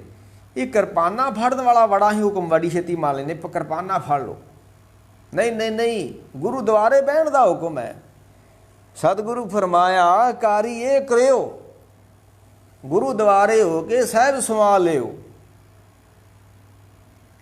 ਇਹ ਫਿਰ ਜਦੋਂ ਭਾਈ ਪਾਰੋ ਹੱਥ ਜੋੜ ਕੇ ਖਲੋਤਾ ਗੁਰੂ ਅੰਗਦ ਸਾਹਿਬ ਦੇ ਅੱਗੇ ਤੇ ਬੇਨਤੀ ਕਰ ਰਿਹਾ ਹੈ, ਮਾਰ ਸੱਚੇ ਪਾਤਸ਼ਾਹ ਹੰਸ ਕਿਵੇਂ ਹੋਇਆ ਜਾਵੇ? ਤੇ ਗੁਰੂ ਅੰਗਦ ਸਾਹਿਬ ਨੇ ਫਿਰ ਉਹਨੂੰ ਹੁਕਮ ਜੋ ਕੀਤਾ, ਲਿਖਿਆ ਇਤਿਹਾਸਕਾਰਾਂ ਨੇ, ਦੁਤੀਆ ਕਰਮ ਜੋ ਸਿੱਖ ਕਮਾਵੇ। ਕਹਿਣ ਲੱਗੇ ਜਿਹੜਾ ਸਿੱਖ ਦੋ ਕਰਮ ਕਮਾਵੇਗਾ ਨਾ, ਹੰਸ ਪਦਵੀ ਸੋ ਸਿੱਖ ਪਾਵੇ। ਉਹ ਹੰਸ ਬਣ ਜਾਊਗਾ ਜਿਹੜਾ ਦੋ ਕੰਮ ਕਰੂਗਾ। ਬਹੁਤੇ ਸਿਆਪੇ ਗੁਰੂ ਨੇ ਸਾਡੇ ਗਲ ਵਿੱਚ ਨਹੀਂ ਪਾਏ। ਦੋ ਹੀ ਕਰਮ ਦੱਸੇ ਨੇ ਮਹਾਰਾਜ ਨੇ ਕਰਨ ਨੂੰ ਸਿੱਖ ਨੂੰ। ਤੇ ਭਾਈ ਪਾਰੋ ਕਹਿਣ ਲੱਗਾ ਧੰਨ ਗੁਰੂ ਅੰਗਦ ਸੱਚੇ ਪਾਤਸ਼ਾਹ ਉਹ ਦੋ ਕਰਮ ਕਿਹੜੇ ਨੇ? ਕਿਉਂਕਿ ਮੈਂ ਹੰਸ ਬਣਨਾ ਚਾਹੁੰਦਾ। ਆ ਨਹੀਂ ਹੁਣ ਸਾਨੂੰ ਹੋੜ ਲੱਗੀ ਹੋਈ, ਮੈਂ ਕੈਨੇਡਾ ਜਾਣਾ ਚਾਹੁੰਦਾ। ਤੇ 100 ਸਿਆਪੇ ਘਰ ਵੀ ਵੇਚ ਦਿੰਦੇ ਨੇ, ਜਾਇਦਾਦਾਂ ਵੀ ਵੇਚ ਦਿੰਦੇ ਨੇ, ਜ਼ਮੀਨਾਂ ਵੀ ਵੇਚ ਦਿੰਦੇ ਨੇ। ਮਨੁੱਖ ਪਾਗਲ ਹੋ ਗਿਆ, ਪੈਸੇ ਪਿੱਛੇ ਪਾਗਲ ਹੋ ਗਿਆ। ਬਿਨ ਨਾਵੇਂ ਜਗ ਕੰਬਲਾ ਫਿਰੇ ਗੁਰਮੁਖ ਨਦਰੀ ਆਇਆ। ਪਹਿਲੋਂ ਐਸ ਭਾਰਤ ਦੇਸ਼ ਨੂੰ ਇਹਨਾਂ ਲੋਕਾਂ ਨੇ ਲੁੱਟਿਆ ਕਈਆਂ ਨੇ, ਤੇ ਹੁਣ ਕੈਨੇਡਾ ਜਾ ਕੇ ਲੁੱਟਣ ਦੇ ਨੇ। ਮੈਂ ਕੱਲ੍ਹ ਇੱਕ ਵੀਡੀਓ ਵੇਖ ਰਿਹਾ ਸੀ, SDO ਐਕਸ਼ਨ ਜੇਈ ਜਿਹੜੇ ਰਿਟਾਇਰਮੈਂਟ ਹੋਏ ਨੇ ਇੱਥੋਂ, ਉਹ ਕੈਨੇਡਾ ਜਾ ਕੇ ਹੁਣ ਪੈਸੇ ਫੇਰ ਕਮਾਉਣ ਦੇ ਨੇ। 70-70 ਹਜ਼ਾਰ ਰੁਪਈਆ ਇਸ ਦੇਸ਼ ਵਿੱਚ ਤਨਖਾਹ ਪੈਨਸ਼ਨ ਲੈਣ ਦੇ ਨੇ, ਇਹਨੂੰ ਲੁੱਟਣ ਦੇ ਨੇ। ਤੇ ਬੁੱਢੇ ਵਾਰੇ ਕੈਨੇਡਾ ਜਾ ਕੇ ਲੁੱਟਣ ਦੇ ਨੇ। ਹੁਣ ਪਾਗਲ ਹੋ ਗਈ ਦੁਨੀਆ ਪੈਸੇ ਪਿੱਛੇ। ਮਾਇਆ ਨੇ ਇਹਨਾਂ ਲੋਕਾਂ ਨੂੰ ਅੰਨ੍ਹਿਆ ਕਰ ਛੱਡਿਆ। ਐਡੇ ਐਡੇ ਉੱਚੀਆਂ ਪਦਵੀਆਂ, ਤੁਸੀਂ ਰਿਟਾਇਰਮੈਂਟ ਹੋਏ ਇੰਨੇ ਨੇ, ਤੁਸੀਂ ਪੈਨਸ਼ਨਾਂ ਲੈਂਦੇ ਹੋ ਤੇ ਅਜੇ ਮਰਦੇ ਫਿਰਦੇ ਹੋ। ਤੁਸੀਂ ਪੈਸੇ ਦੀ ਖਾਤਰ ਅਜੇ ਵੀ ਜ਼ਿੰਦਗੀ ਬਰਬਾਦ ਕਰਨ ਤੇ ਲੱਗੇ ਹੋ ਤੁਸੀਂ। ਤੇ ਤੁਹਾਨੂੰ ਗੁਰੂ ਕਾ ਵਾਗ ਯਾਦ ਨਹੀਂ ਹੈ? ਧਨ ਜੋ ਬਣਦੋ ਵੈਰੀ ਹੋਏ। ਮਨੁੱਖ ਨੂੰ ਧਨ ਵੀ ਮਾਰ ਦਿੰਦਾ ਹੈ। ਅਮੀਰਾਂ ਦੀਆਂ ਜ਼ਿੰਦਗੀਆਂ ਵੇਖੋ ਬਰਬਾਦ ਹੋਈਆਂ ਪਈਆਂ ਨੇ, ਉਜੜੇ ਪਏ ਨੇ, ਵੱਡੇ ਵੱਡੇ ਮਹਿਲ ਪਾਏ ਨੇ ਤੇ ਅੰਦਰ ਉਜੜੇ ਬੈਠੇ ਹੋਏ ਨੇ। ਰੋਣਦੇ ਨੇ, ਕੋਈ ਨੀਂਦ ਨਹੀਂ, ਗੋਲੀਆਂ ਖਾਈ ਜਾਂਦੇ, ਨਸ਼ੇ ਕਰੀ ਜਾਂਦੇ, ਬਰਬਾਦ ਹੋ ਗਈਆਂ ਜ਼ਿੰਦਗੀਆਂ।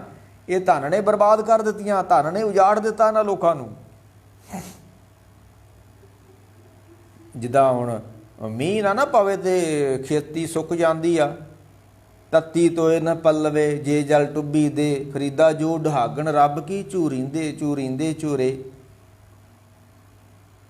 ਮੀਂਹ ਬਹੁਤ ਪੈ ਜੇ ਫਸਲਾਂ ਬਰਬਾਦ ਹੋ ਜਾਂਦੀਆਂ, ਧਨ ਬਹੁਤਾ ਘਰ ਵਿੱਚ ਆ ਜੇ ਜ਼ਿੰਦਗੀ ਬਰਬਾਦ ਹੋ ਜਾਂਦੀ ਹੈ। ਆ ਨਹੀਂ ਹੁਣ ਉਹ ਚੱਕਰਵਰਤੀ ਆਇਆ, ਚੱਕਰਵਰਤੀ ਆਇਆ। ਤੇ ਮਨ ਦੇ ਵਿੱਚ ਤੇ ਚੱਕਰਵਰਤੀ ਮਾਇਆ ਸਦਾ ਹੀ ਚੱਕਰ ਚਲਾਉਂਦੀ ਰਹਿੰਦੀ ਆਪਣਾ।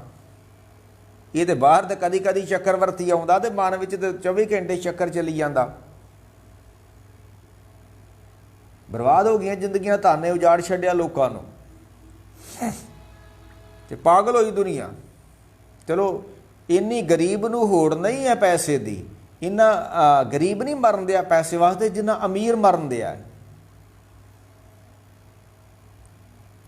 ਬੰਡਲਾਂ ਦੇ ਬੰਡਲ ਰੱਖੇ ਹੋਏ ਨੇ, ਪੰਡਾਂ ਬੰਨ੍ਹ ਕੇ ਮਾਇਆ ਦੀ ਰੱਖੀ ਹੋਈ ਘਰਾਂ ਵਿੱਚ, ਫੇਰ ਵੀ ਮਰਨ ਦੇ ਨੇ। ਉਹ ਨਹੀਂ ਖਾਣਦੇ ਵੀ ਆ ਜਿੰਨਾ ਕੁ ਅਸੀਂ ਕਮਾਇਆ ਇਹਨੂੰ ਖਾ ਲਈਏ, ਇਹੋ ਬੜਾ, ਉਹ ਨਹੀਂ ਖਾਣਦੇ, ਹੋਰ ਮਰਨ ਦੇ ਨੇ ਵੀ ਹੋਰ ਕਿਸੇ ਨੂੰ ਮੌਕਾ ਦੇ ਦਿਓ ਕੋਈ ਪੈਸਾ ਕਮਾਉਣ ਦਾ, ਕਿ ਹੁਣ ਤੁਸੀਂ ਹੀ ਟਰੱਕ ਭਰ ਕੇ ਰੱਖ ਲੈਣੇ ਨੇ ਮਾਇਆ ਦੇ। ਤੇ ਮਹਾਰਾਜ ਕਹਿਣ ਲੱਗੇ, ਦੋ ਦੁਤੀਆ ਕਰਮ ਜੋ ਸਿੱਖ ਕਮਾਵੇ, ਹੰਸ ਬਦ ਵੀ ਸੋ ਸਿੱਖ ਪਾਵੈ। ਮੈਂ ਕਹਿ ਰਿਹਾ ਸੀ ਵੀ ਹੋੜ ਵਾ, ਭਾਈ ਪਾਰੋ ਨੂੰ ਹੋੜ ਵਾ ਕਿ ਮੈਂ ਸੰਤ ਬਣਾ, ਗੁਰਮੁਖ ਬਣਾ, ਹੰਸ ਬਣਾ, ਮੈਂ ਗੁਰੂ ਦੀਆਂ ਖੁਸ਼ੀਆਂ ਲਵਾਂ, ਮੈਂ ਜੀਵਨ ਮੁਕਤ ਹੋਵਾਂ, ਜੀਵਨ ਦਾ ਆਨੰਦ ਮਾਣਾ।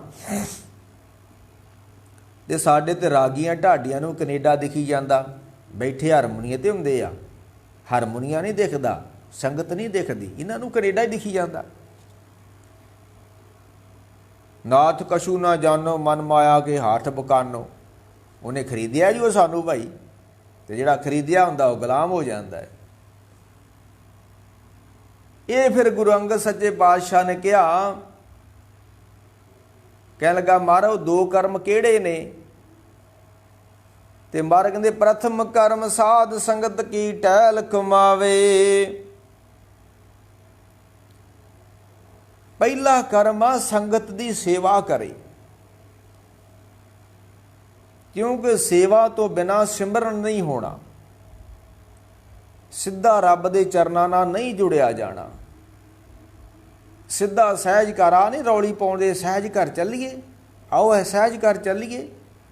ਤੇ ਮੈਂ ਨਾ ਬੇਸਮਝਾਂ ਨੂੰ ਕਹਿਣਾ ਨਾ, ਲੋਕੋ ਸਹਿਜ ਘਰ ਨਹੀਂ ਜਾਇਆ ਜਾਂਦਾ, ਇੱਦਾਂ ਸਿਆਣੇ ਬਣੋ, ਪਹਿਲੋਂ ਟਹਿਲ ਕਮਾਓ, ਸੰਗਤ ਦੀ ਸੇਵਾ ਕਰੋ, ਗੁਰੂ ਦਰ ਨਾਲ ਜੁੜੋ, ਫੇਰ ਸਹਿਜ ਘਰ ਜਾਓਗੇ ਕਿ ਆਓ ਹੈ ਸਹਿਜ ਘਰ ਚੱਲੀਏ। ਹੈਲਾ ਸਹਿਜ ਘਰ ਦੇ ਇਹਨਾਂ ਨੇ ਬਾਪੂ ਦੀ ਹਵੇਲੀ ਸਮਝਿਆ ਵੀ ਉੱਥੇ ਬਾਪੂ ਨੇ ਮੰਜਾ ਡਾਇਆ ਤੇ ਬਈਏ ਉੱਥੇ ਜਾ ਕੇ। ਨਹੀਂ ਨਹੀਂ, ਮਾਰ ਕਹਿੰਦੇ ਜੇ ਭਾਈ ਪਾਰੋ ਤੂੰ ਹੰਸ ਬਣਨਾ ਚਾਹੁੰਦਾ ਹੈ ਨਾ, ਤੇ ਪ੍ਰਥਮ ਕਰਮ ਸਾਧ ਸੰਗਤ ਕੀ ਟਹਿਲ ਕਮਾਵੈ। ਗੁਰੂ ਦਰ ਜਿਹੜੀ ਸੰਗਤ ਆਉਂਦੀ ਹੈ ਇਹਦੀ ਸੇਵਾ ਕਰਿਆ ਕਰ, ਕਿਉਂਕਿ ਸੇਵਾ ਦਾ, ਸੰਗਤ ਦੀ ਸੇਵਾ ਦਾ ਬਹੁਤ ਵੱਡਾ ਫਲ ਹੈ। ਤੇ ਦੁਤੀਆ ਕਰਮ ਹਰ ਨਾਮ ਧਿਆਵੇ। ਗੁਰੂ ਅੰਗਦ ਸਾਹਿਬ ਕਹਿਣ ਲੱਗੇ, ਜਦੋਂ ਫਿਰ ਕੋਈ ਸਾਧ ਸੰਗਤ ਦੀ ਸੇਵਾ ਕਰਦਾ, ਭਾਵਨਾ ਦੇ ਨਾਲ ਟਹਿਲ ਭਾਵਨਾ ਕਰਦਾ ਹੈ, ਤੇ ਗੁਰੂ ਬੜਾ ਖੁਸ਼ ਹੁੰਦਾ ਹੈ। ਤੇ ਜਦੋਂ ਗੁਰੂ ਖੁਸ਼ ਹੁੰਦਾ ਸੰਗਤ ਦੀ ਸੇਵਾ ਕੀਤਿਆਂ, ਫਿਰ ਗੁਰੂ ਉਸ ਨੂੰ ਰੱਬ ਦੇ ਚਰਨਾਂ ਨਾਲ ਜੋੜ ਦਿੰਦਾ ਹੈ। ਸਿੱਧਾ ਨਹੀਂ ਜੁੜਿਆ ਜਾਣਾ, ਤੁਸੀਂ ਸੰਗਤ ਦੀਆਂ ਖੁਸ਼ੀਆਂ ਲਓ, ਸੰਗਤ ਦੀ ਸੇਵਾ ਕਰੋ, ਗੁਰੂ ਖੁਸ਼ ਹੋਏਗਾ। ਤੇ ਜਦੋਂ ਗੁਰੂ ਖੁਸ਼ ਹੋਏਗਾ ਤੇ ਲੱਖ ਖੁਸ਼ੀਆਂ ਪਾਤਸ਼ਾਹੀਆਂ ਜੇ ਸਤਿਗੁਰ ਨਦਰ ਕਰੇ। ਨਿਮਖ ਏਕ ਹਰ ਨਾਮ ਦੇ, ਮੇਰਾ ਮਨ ਤਨ ਸ਼ੀਤਲ ਹੋਏ, ਜਿਨ ਕੋ ਪੂਰਬ ਲਿਖਿਆ ਤਿਨ ਸਤਿਗੁਰ ਚਰਨ ਗਏ। ਜਦੋਂ ਗੁਰੂ ਖੁਸ਼ ਹੋ ਗਿਆ ਅੰਦਰ ਟਿਕ ਜਾਣਾ। ਮੈਂ ਕੱਲ ਵੀ ਕਿਹਾ ਸੀ, ਗੁਰੂ ਦੀ ਮਿਲੀ ਨਿਸ਼ਾਨੀ ਹੈ ਕਿ ਉਹ ਤੁਹਾਨੂੰ ਰੱਬ ਨਾਲ ਜੋੜ ਦੇਗਾ, ਤੁਹਾਡੀ ਭਟਕਣਾ ਮੁਕਾ ਦੇਗਾ। ਕਬੀਰ ਗੁਰ ਲਾਗਾ ਤਬ ਜਾਣੀਏ, ਮਿਟੇ ਮੋਹ ਤਨ ਤਾਪ, ਹਰਖ ਸੋਗ ਦਾਜੇ ਨਹੀਂ ਤਾਂ ਆਰਾਪੇ ਆਪ। ਇਹ ਫਿਰ ਗੁਰੂ ਅੰਗਦ ਸਾਹਿਬ ਨੇ ਭਾਈ ਪਾਰੋ ਨੂੰ ਕਿਹਾ ਕਿ ਪ੍ਰਥਮ ਕਰਮ ਸਾਧ ਸੰਗਤ ਕੀ ਟਹਿਲ ਕਮਾਵੈ। ਜਿਹੜਾ ਸੰਗਤ ਦੀ ਸੇਵਾ ਕਰਦਾ ਹੈ, ਕਿਉਂਕਿ ਗੁਰੂ ਅੰਗਦ ਸਾਹਿਬ ਨੇ ਆਪ 7 ਸਾਲ ਕਰਤਾਰਪੁਰ ਕੀਤੀ ਹੈ, ਗੁਰੂ ਅਮਰਦਾਸ ਨੇ 12 ਸਾਲ ਖਡੂਰ ਸਾਹਿਬ ਟਹਿਲ ਕੀਤੀ ਹੈ। ਤੇ ਦੁਤੀਆ ਕਰਮ ਹਰ ਨਾਮ ਧਿਆਵੇ। ਜਦੋਂ ਤੂੰ ਸੰਗਤ ਨਾਲ ਜੁੜਿਆ ਰਿਹਾ, ਸੰਗਤ ਦੀ ਟਹਿਲ ਕਮਾਉਂਦਾ ਰਿਹਾ, ਤੇ ਆਪੇ ਰੱਬ ਰੱਬ ਜਪਿਆ ਜਾਣਾ। ਕੋਈ ਵੱਡੀ ਬਾਤ ਨਹੀਂ ਹੈ, ਕੋਈ ਔਖੀ ਬਾਤ ਨਹੀਂ ਹੈ। ਫਿਰ ਆਖਣ ਔਖਾ ਸਾਚਾ ਨਾਮ, ਕੋਈ ਔਖੀ ਬਾਤ ਨਹੀਂ ਹੈ।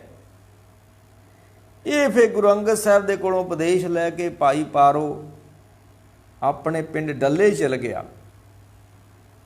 ਇਹ ਕਦੀ ਕਦੀ ਗੁਰੂ ਘਰ ਦਰਸ਼ਨ ਕਰਨ ਆਉਂਦਾ ਹੈ, ਤੇ ਉੱਥੇ ਆਪਣੀ ਕਿਰਤ ਬਿਰਤ ਕਰਦਾ ਹੈ। ਤੇ ਉੱਥੇ ਇੱਕ ਖੂਹ ਤੇ ਬਹਿ ਜਾਂਦਾ, ਦੁਪਹਿਰੇ ਪਾਣੀ ਪਿਆਉਂਦਾ ਆਏ ਗਏ ਰਾਹੀਆਂ ਲੋਕਾਂ ਨੂੰ। ਅਜੇ ਵੀ ਖੂਹ ਹੈਗਾ, ਤੁਸੀਂ ਡੱਲੇ ਪਿੰਡ 'ਚ ਜਾਓ, ਉੱਥੇ ਖੂਹ ਹੈ ਭਾਈ ਪਾਰੋ ਵਾਲਾ। ਇਹ ਫਿਰ ਅੰਮ੍ਰਿਤ ਵੇਲੇ ਉੱਠ ਕੇ ਸੰਗਤ ਨੂੰ ਆਪ ਜਪਦਾ ਤੇ ਹੋਰਨਾਂ ਨੂੰ ਜਪਾਉਂਦਾ, ਤੇ ਦਿਨੇ ਟਹਿਲ ਕਰਦਾ ਹੈ। ਆਪਣੀ ਕਿਰਤ ਬਿਰਤ ਚੋਂ ਚਣੇ ਭੁੰਨ ਕੇ ਬਹਿ ਜਾਂਦਾ ਖੂਹ ਤੇ ਨਾਲੇ ਲੋੜਵੰਦਾਂ ਨੂੰ ਚਣੇ ਛਕਾਉਂਦਾ ਤੇ ਨਾਲੇ ਪਾਣੀ ਪਿਆਉਂਦਾ ਹੈ। ਤੇ ਰੰਗ ਲਾਗਤ ਲਾਗਤ ਲਾਗਤ ਹੈ, ਪਰਮ ਭਾਗਤ ਭਾਗਤ ਭਾਗਤ ਹੈ। ਇਹ ਫਿਰ ਸਹਿਜੇ ਸਹਿਜੇ ਰੰਗ ਲੱਗਦਾ ਗਿਆ, ਭਰਮ ਘਟਦੇ ਗਏ, ਵਹਿਮ ਘਟਦੇ ਗਏ। ਤੇ ਫਿਰ ਇੱਕ ਦਿਨ ਫਿਰ ਇਹ ਨਾਮ ਦੇ ਰੰਗ ਵਿੱਚ ਰੰਗਿਆ ਗਿਆ, ਕਿਉਂਕਿ ਇਹ ਕਾਲ ਤੋਂ ਕੰਮ ਨਹੀਂ ਲੈਣਾ। 10-12 ਸਾਲ ਤਾਂ ਚਾਹੀਦੇ ਇਹ ਕੰਮ ਕਰਨ ਵਾਸਤੇ ਘੱਟੋ ਘੱਟ। ਇਹ ਫਿਰ ਗੁਰੂ ਕੀ ਹਜ਼ੂਰੀ ਵਿੱਚ ਜਦੋਂ ਭਾਈ ਪਾਰੋ ਆਇਆ ਤੇ ਇਹਨੇ ਕਿਹਾ ਸੀ, ਸੱਚੇ ਪਾਤਸ਼ਾਹ ਮੈਂ ਹੰਸ ਬਣਨਾ ਚਾਹੁੰਦਾ ਹੈ। ਤੇ ਗੁਰੂ ਅੰਗਦ ਸਾਹਿਬ ਨੇ ਕਿਹਾ ਤੂੰ 2 ਕੰਮ ਕਰ ਲੈ, ਇੱਕ ਤੇ ਸੰਗਤ ਦੀ ਸੇਵਾ ਕਰ ਲਾ ਤੇ ਇੱਕ ਰੱਬ ਦਾ ਨਾਮ ਤੇ ਆ, ਤੇ ਤੂੰ ਹੰਸ ਬਣ ਜਾਏਗਾ। ਇਹ ਬੜੇ ਚਾਅ ਦੇ ਨਾਲ ਲੱਗ ਗਿਆ, ਮੈਂ ਮਨ ਚਾਹੋ ਕਣਾ। ਤੇ ਜਿਹੜਾ ਕੰਮ ਚਾਹੋ ਨਾ ਕਰੀਏ ਨਾ, ਤੇ ਗੁਰੂ ਅੰਗਦ ਸਾਹਿਬ ਨੇ ਛੇਤੀ ਖੁਸ਼ੀ ਸਵਾਰੀ ਹੈ, ਖੁਸ਼ੀ ਦੇ ਨਾਲ ਕੰਮ ਕਰੋ ਕੋਈ, ਜਿਹੜਾ ਖਾਸ ਕਰਕੇ ਜਿਹੜਾ ਗੁਰੂ ਦਾ ਕਰਨਾ ਹੈ ਨਾ ਕੰਮ। ਬਾਬਾ ਅਤਰ ਸਿੰਘ ਜੀ ਹੋਣੀ ਬਚਨ ਕਰਦੇ ਹੁੰਦੇ ਸਨ, 100 ਕੰਮ ਛੱਡ ਕੇ ਗੁਰੂ ਦੇ ਕੰਮ ਜਾਣਾ ਹੈ। ਆਪਣੇ ਘਰ ਦੇ 100 ਕੰਮ ਛੱਡ ਦੇਣੇ ਆ ਤੇ ਗੁਰੂ ਦੇ ਕੰਮ ਜਾਣਾ। ਤੇ ਅਸੀਂ ਆ ਥੋੜ੍ਹੀ ਇੱਥੇ ਸੇਵਾ ਆਰੰਭ ਕੀਤੀ ਤੇ ਜਿਹੜੇ ਚੇਲੇ ਸੀ ਬਹੁਤੇ ਉਦਣ ਦੇ ਆਉਣੋਂ ਹੀ ਹਟ ਗਏ। 10-10 ਸਾਲ ਤੋਂ ਮੇਰੇ ਕੋਲ ਕਥਾ ਸੁਣਦੇ ਸੀ ਇੱਥੇ ਆਣ ਕੇ, ਤੇ ਜਿੱਦਣ ਪਤਾ ਲੱਗਾ ਬਾਬੇ ਨੇ ਕੋਈ ਸੇਵਾ ਆਰੰਭ ਕਰਦੀ ਹੈ ਤੇ ਉਹ ਚੇਲੇ ਹੀ ਆਉਣੋਂ ਹਟ ਗਏ। ਹਾਂ, ਬਾਬੇ ਦੇ ਚੇਲੇ ਵੀ ਸਾਰੇ ਕੱਚੇ ਪਿੱਲੇ ਨਿਕਲੇ ਭਾਈ। ਮੂੰਹ ਨਹੀਂ ਦਿਖਾਇਆ ਉਦੋਂ ਦਾ ਕਈ ਚੇਲਿਆਂ ਨੇ ਵੀ ਬਾਬਾ ਕਿਤੇ ਕੋਈ ਗਰਾਈ ਨਾ ਲਾ ਦੇ। ਉਹ ਬਾਬਾ ਤੁਹਾਡੀਆਂ ਗਰਾਈਆਂ ਤੇ ਨਹੀਂ ਬੈਠਾ ਹੋਇਆ ਭਾਈ, ਤੁਸੀਂ ਘਾਬਰੋ ਨਾ। ਬਾਬੇ ਨੂੰ ਬਰਾਬਰੇ ਬੜਾ ਦਿੱਤਾ ਹੋਇਆ, ਤੁਸੀਂ ਘਾਬਰਦੇ ਕਾਹਤੋਂ? ਉਹ ਚੇਲੇ ਹੀ ਘਾਬਰ ਗਏ ਵੀ ਬਾਬਾ ਕਿਤੇ ਸਾਨੂੰ ਸੇਵਾ ਨਾ ਕੋਈ ਲਾ ਦੇਵੇ। ਉਹ ਮੈਂ ਉਹਨਾਂ ਮੰਗਤਿਆਂ ਵਿੱਚੋਂ ਨਹੀਂ ਗਾ ਜਿਹੜੇ ਮੰਗਦੇ ਫਿਰਦੇ ਨੇ। ਤੁਸੀਂ ਕੀ ਸਮਝ ਕੇ ਬਹਿ ਗਏ ਤੁਸੀਂ ਭਾਈ ਹੈਂ? ਤੇ ਬੜੀ ਕਥਾ 10 ਸਾਲ ਕਥਾ ਸੁਣਦਾ ਬੜਾ ਅਸਰ ਹੋਇਆ ਇਹਨਾਂ ਲੋਕਾਂ ਤੇ, ਮੂੰਹ ਦਿਖਾਉਣੋਂ ਭੱਜ ਗਏ। ਤੇ ਬਾਬਾ ਅਤਰ ਸਿੰਘ ਜੀ ਨੇ ਆਖਿਆ ਘਰ ਦੇ 100 ਕੰਮ ਛੱਡ ਕੇ ਗੁਰੂ ਦੇ ਕੰਮ ਜਾਣਾ। ਘਰ ਦੇ 100 ਕੰਮ ਛੱਡ ਦਿਓ।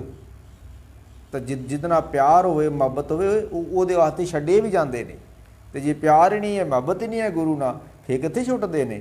ਫਿਰ ਤੇ ਕੁਟੰਬ ਦੇ ਕੰਮ ਬੜੇ ਚੰਗੇ ਲੱਗਦੇ ਨੇ ਸਾਨੂੰ। 100 ਕੰਮ ਘਰ ਦੇ ਛੱਡ ਕੇ ਗੁਰੂ ਦੇ ਕੰਮ 'ਚ ਲੱਗਣਾ ਜੇ ਧਰਮ ਕਮਾਉਣਾ। 1000 ਕੰਮ ਛੱਡ ਕੇ ਅੰਮ੍ਰਿਤ ਵੇਲੇ ਰੱਬ ਦਾ ਨਾਮ ਤੇ ਆਉਣਾ। ਤੇ ਜੇ ਇਹ ਕੰਮ ਕਰੋਗੇ ਤੇ ਧਰਮ ਦੀ ਜ਼ਿੰਦਗੀ 'ਚ ਸਫਲ ਹੋ ਜਾਓਗੇ। ਇਹ ਫਿਰ ਗੁਰੂ ਅੰਗਦ ਸਾਹਿਬ ਨੇ ਜਦੋਂ ਕਿਹਾ ਇੱਦਾਂ ਕੰਮ ਕਰੀ ਭਾਈ ਪਾਰੋ ਤੂੰ ਹੰਸ ਬਣ ਜਾਏਗਾ, ਇਹ ਫਿਰ ਕਰਨ ਲੱਗ ਪਿਆ। ਤੇ ਜਿੱਦਣ ਸਮਾਂ ਆਇਆ, ਇੱਕ ਦਿਨ ਫਿਰ ਗੁਰੂ ਅੰਗਦ ਸਾਹਿਬ ਦੇ ਕੋਲ ਆਇਆ ਹੈ। ਜੇ ਗੁਰੂ ਅੰਗਦ ਸੱਚੇ ਪਾਤਸ਼ਾਹ ਮਹਾਰਾਜ ਤਖਤ ਲਾ ਕੇ ਬੈਠੇ ਹੋਏ ਨੇ, ਤੇ ਜਦੋਂ ਗੁਰੂ ਅੰਗਦ ਸਾਹਿਬ ਮਹਾਰਾਜ ਸੱਚੇ ਪਾਤਸ਼ਾਹ ਨੇ ਇਹਦੀ ਹਾਲਤ ਵੇਖੀ ਤੇ ਐ ਰੰਗ ਲੱਗਾ ਹੋਇਆ, ਮਹਾਰਾਜ ਸੱਚੇ ਪਾਤਸ਼ਾਹ ਦੇ ਨਾਲ ਚਰਨਾਂ ਨਾਲ ਜੁੜਿਆ ਹੋਇਆ ਹੈ ਪੂਰਾ। ਤੇ ਗੁਰੂ ਅੰਗਦ ਸਾਹਿਬ ਕਹਿਣ ਲੱਗੇ ਭਾਈ ਪਾਰੋ ਤੂੰ ਤੇ ਸਾਨੂੰ ਪੁੱਛਿਆ ਸੀ ਵੀ ਹੰਸ ਕਿਵੇਂ ਬਣਨਾ ਹੈ, ਤੇ ਅਸੀਂ ਤੈਨੂੰ ਤਰੀਕਾ ਦੱਸਿਆ ਸੀ ਹੰਸ ਬਣਨ ਦਾ। ਤੇ ਜੋ ਦੁਤੀਆ ਕਰਮ ਜੋ ਸਿੱਖ ਕਮਾਵੇ, ਇਹ ਹੰਸ ਪਦਵੀ ਸੋ ਸਿੱਖ ਪਾਵੇ। ਪ੍ਰਥਮ ਕਰਮ ਸਾਰ ਸੰਗਤ ਕੀ ਟਹਿਲ ਕਮਾਵੇ, ਦੁਤੀਆ ਕਰਮ ਹਰ ਨਾਮ ਤੇ ਆਵੇ। ਕਹਿਣ ਲੱਗੇ ਗੁਰੂ ਅੰਗਦ ਸਾਹਿਬ ਕਹਿਣਗੇ ਭਾਈ ਪਾਰੋ ਤੂੰ ਤਾਂ ਹੰਸ ਤੂੰ ਵੀ ਅੱਗੇ ਲੰਘ ਗਿਆ। ਤੇ ਗੁਰੂ ਅੰਗਦ ਸੱਚੇ ਪਾਤਸ਼ਾਹ ਨੇ ਭਾਈ ਪਾਰੋ ਨੂੰ ਪਰਮ ਹੰਸ ਦੀ ਪਦਵੀ ਬਖਸ਼ੀ। ਤੇ ਭਾਈ ਗੁਰਦਾਸ ਜੀ ਹੋਰਾਂ ਨੇ ਲਿਖਿਆ ਕਿ ਪਾਰੋ ਜੁਲਕਾ ਪਰਮ ਹੰਸ। ਪਾਰੋ ਜੁਲਕਾ ਇਹਦੀ ਜਾਤ ਹੈ, ਪਰਮ ਹੰਸ ਪੂਰੇ ਸਤਿਗੁਰ ਕਿਰਪਾ ਧਾਰੀ। ਇਹਦੇ ਉੱਤੇ ਗੁਰੂ ਅੰਗਦ ਸਾਹਿਬ ਨੇ ਇੰਨੀ ਕੁ ਕਿਰਪਾ ਕੀਤੀ ਹੋਈ, ਕਿਉਂਕਿ ਕਿਰਪਾ ਸਿੱਧੀ ਨਹੀਂ ਮਿਲਦੀ, ਕੁਛ ਕਰਨਾ ਪੈਂਦਾ। ਤੇ ਜਦੋਂ ਇਹ ਗੁਰੂ ਦਾ ਇਹਨੇ ਬਚਨ ਕਮਾਇਆ ਤੇ ਫਿਰ ਗੁਰੂ ਸੱਚੇ ਪਾਤਸ਼ਾਹ ਗੁਰੂ ਅੰਗਦ ਸਾਹਿਬ ਨੇ ਇਹਨੂੰ ਪਰਮਹੰਸ ਦੀ ਪਦਵੀ ਦਿੱਤੀ। ਫਿਰ ਉਸ ਪਿੰਡ ਦੇ ਅੰਦਰ ਅੱਜ ਵੀ ਜਾਓ, ਇਹ ਪਿੰਡ ਸੁਲਤਾਨਪੁਰ ਲੋਧੀ ਤੋਂ ਕੋਈ 10-12 ਮੀਲ ਦੀ ਦੂਰੀ ਤੇ ਹੈ। 72 ਬ੍ਰਹਮ ਗਿਆਨੀ ਉਸ ਪਿੰਡ ਵਿੱਚ ਹੋਏ ਨੇ। 72 ਬ੍ਰਹਮ ਗਿਆਨੀ ਗੁਰੂ ਨਾਨਕ ਸਾਹਿਬ ਜੀ ਤੋਂ ਲੈ ਕੇ ਗੁਰੂ ਗੋਬਿੰਦ ਸਿੰਘ ਸਾਹਿਬ ਤੱਕ 72 ਬ੍ਰਹਮ ਗਿਆਨੀ ਇੱਕ ਪਿੰਡ 'ਚ ਹੋਏ ਨੇ। ਤੇ ਅੱਜ ਜਾ ਕੇ ਵੇਖ ਲਓ 72 ਸਿੱਖ ਨਹੀਂ ਹੈਗੇ ਉਸ ਪਿੰਡ ਦੇ ਵਿੱਚ, ਬ੍ਰਹਮ ਗਿਆਨੀ ਕਿੱਥੋਂ ਆਉਣੇ ਹੋ। ਇਹ ਜਿਹੜਾ ਭਾਈ ਦਇਆ ਸਿੰਘ ਹੈ, ਜਦੋਂ ਸੱਚੇ ਪਾਤਸ਼ਾਹ ਨੇ ਆਖਿਆ ਸੀ ਕਿ ਕੋਈ ਹੈ ਸਿੱਖ ਬੇਟਾ ਜੋ ਅਸੀਸ ਕਰੇ ਭੇਟਾ, ਸਾਨੂੰ ਸਿਰ ਦਿਓ, ਸਿਰ ਦੀ ਲੋੜ ਹੈ, ਤੇ ਸਭ ਤੋਂ ਪਹਿਲਾਂ ਭਾਈ ਦਇਆ ਰਾਮ ਉੱਠਿਆ ਸੀ। ਇਹ ਦਇਆ ਰਾਮ ਇਸ ਭਾਈ ਪਾਰੋ ਦੀ ਅੰਸ਼, ਇਹਨਾਂ ਦੇ ਪਰਿਵਾਰ ਵਿੱਚੋਂ ਇੱਕ ਧੀ ਵਿਆਹੀ ਸੀ ਲਾਹੌਰ,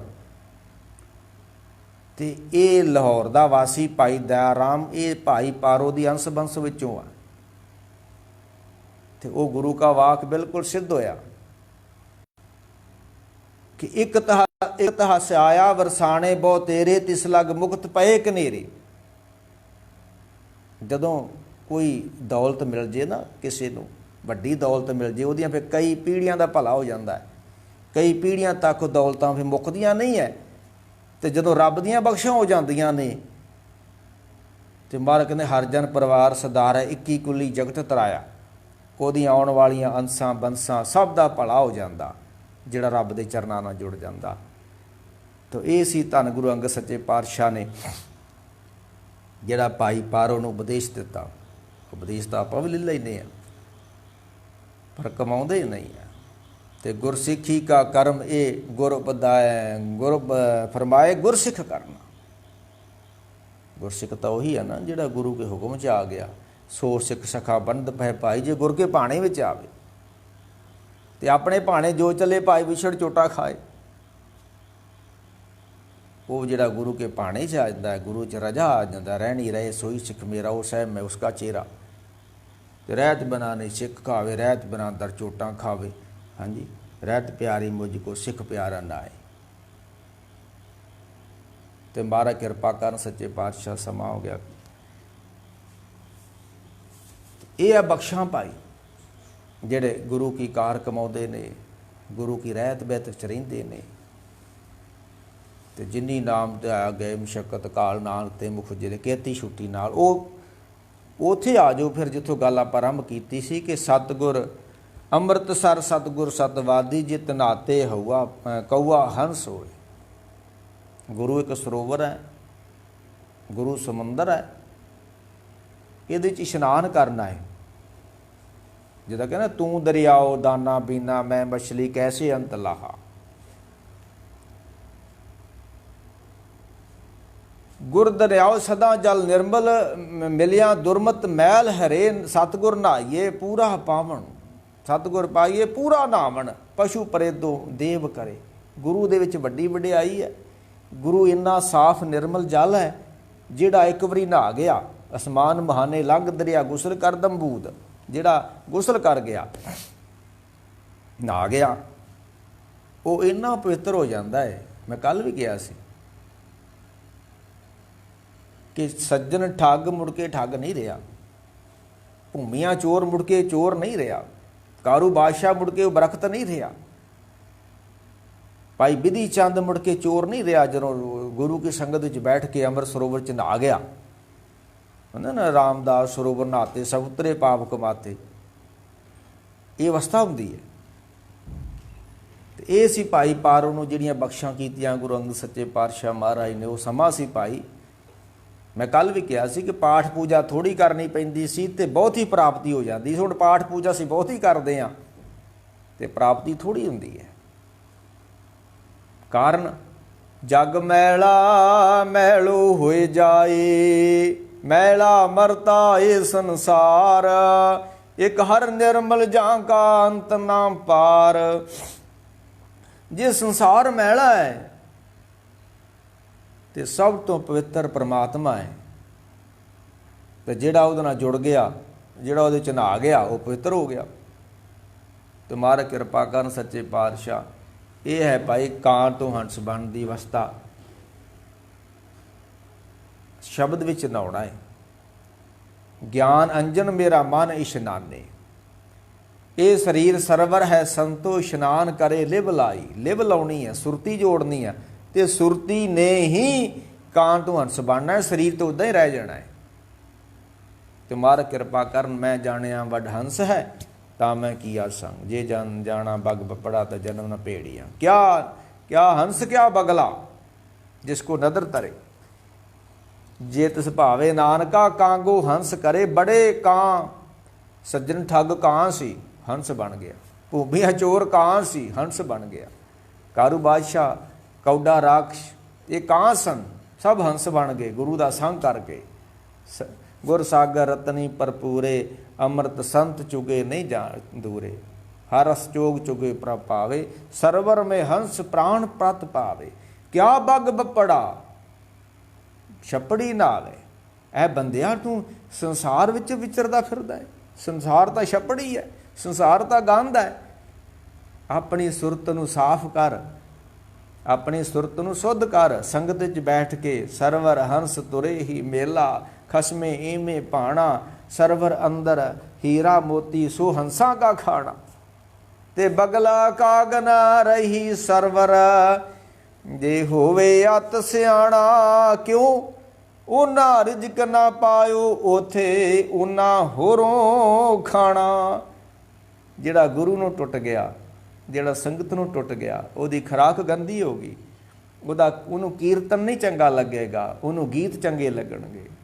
ਜਿਹੜਾ ਗੁਰੂ ਨੂੰ ਟੁੱਟ ਗਿਆ, ਉਹਨੂੰ ਕਥਾ ਰੂਪੀ ਜਿਹੜਾ ਇਸ ਪਦਾਰਥ ਚੰਗਾ ਨਹੀਂ ਲੱਗੇਗਾ। ਉਹ ਇਹ ਨਿੰਦਾ ਚੁਗਲੀ ਕਰਦਾ ਫਿਰੇਗਾ, ਕਿਉਂਕਿ ਉਹਦੀ ਚੁੰਝ ਜੂ ਗੰਦੀ ਹੋ ਗਈ। ਜਿਹਦੀ ਚੁੰਝ ਗੰਦੀ ਹੋ ਗਈ, ਉਹ ਫਿਰ ਗੰਦੇ ਥਾਂ ਹੀ ਲੱਭਦਾ ਫਿਰਦਾ। ਉਹ ਗੰਦੇ ਥਾਂ ਦੀ ਚੁੰਝ ਮਾਰਦਾ ਫਿਰਦਾ।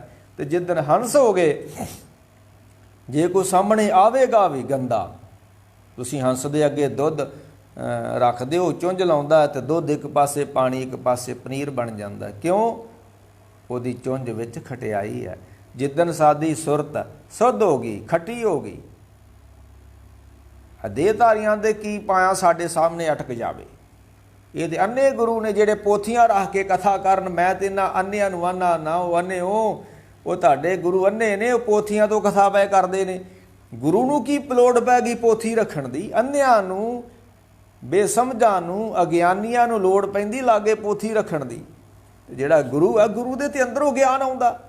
ਗੁਰੂ ਨਾਨਕ ਸਾਹਿਬ ਨੇ 4 ਕੁੰਟਾਂ ਦਾ ਭਰਮਣ ਕਰਕੇ ਦੁਨੀਆ ਨੂੰ ਗਿਆਨ ਦਿੱਤਾ। ਕੋਈ ਪੋਥੀਆਂ ਤੋਂ ਵੇਖ ਕੇ ਗਿਆਨ ਦਿੱਤਾ ਸੀ? ਮੱਕੇ ਜਾ ਕੇ ਕੋਈ ਪੋਥੀ ਖੋਲੀ ਸੀ? ਹਾਂ, ਉਹਨਾਂ ਲੋਕਾਂ ਨੇ ਪੋਥੀ ਖੋਲੀ ਸੀ। ਪੁੱਛਣ ਫੋਲ ਕਿਤਾਬ ਨੂੰ ਵੱਡਾ ਹਿੰਦੂ ਕੇ ਮੁਸਲਮਾਨ ਹੋਈ। ਬਾਬਾ ਆਖੇ ਹਾਂਜੀ ਆ ਸੋ ਬੰਬਲਾ ਬਾਜੋ ਡੋਨੂ ਰੋਈ। ਗੁਰੂ ਇਹ ਹੁੰਦਾ ਹੈ ਹਰ ਭਾਸ਼ਾ ਜਾਣਦਾ ਹੋਵੇ, ਹਰ ਚੀਜ਼ ਦਾ ਗਿਆਨ ਹੋਵੇ, ਤੇ ਜਿਹੜਾ ਪੋਥੀਆਂ ਲਾ ਕੇ ਰੱਖ ਕਥਾ ਪਿਆ ਕਰਦਾ ਹੋਵੇ, ਉਹਨੂੰ ਅੰਨਾ ਗੁਰੂ ਕਹਿ ਲਓ, ਬੇਸਮਝ ਗੁਰੂ ਕਹਿ ਲਓ। ਤੇ ਮਹਾਰਾਜ ਕਿਰਪਾ ਕਰਨ ਸਾਨੂੰ ਵੀ ਹੰਸ ਵਰਤੀ ਮਿਲੇ, ਅਸੀਂ ਵੀ ਨਿਰਣਾ ਕਰ ਸਕੀਏ ਬੁਰਾ ਕੀ ਹੈ, ਚੰਗਾ ਕੀ ਹੈ। ਤੇ ਜੇ ਹੰਸ ਬਿਰਤੀ ਨਹੀਂ ਹੋਏਗੀ, ਉਹਨਾਂ ਚਿਰ ਸਾਡੀ ਖੁਰਾਕ ਤਾਂ ਕਲਰ ਕੇਰੀ ਛਪਰੀ ਕਊਆ ਮਲ ਮਲ ਨਾ ਆਏ। ਮਨ ਤਨ ਮੈਲਾ ਅਵਗਣੀ ਚਿੰਝ ਭਰੀ ਗੰਦੀ ਆਏ। ਸਾਡੀ ਚੁੰਝ ਫਿਰ ਗੰਦ ਨਾ ਭਰ ਜੂਗੀ। ਗੰਦ ਕੀ ਹੈ? ਲੋਭ ਹੈ। ਲੋਭ ਨੂੰ ਗੰਦ ਹੀ ਮੰਨਿਆ ਗਿਆ। ਤੇ ਜੇ ਹੰਸ ਬਣ ਗਏ ਅਸੀਂ, ਤੇ ਹੰਸ ਦੀਆਂ ਇਹ ਬੜੀਆਂ ਖੂਬੀਆਂ, ਉਹਦੀ ਉਡਾਰੀ ਬੜੀ ਲੰਬੀ ਹੁੰਦੀ ਹੈ।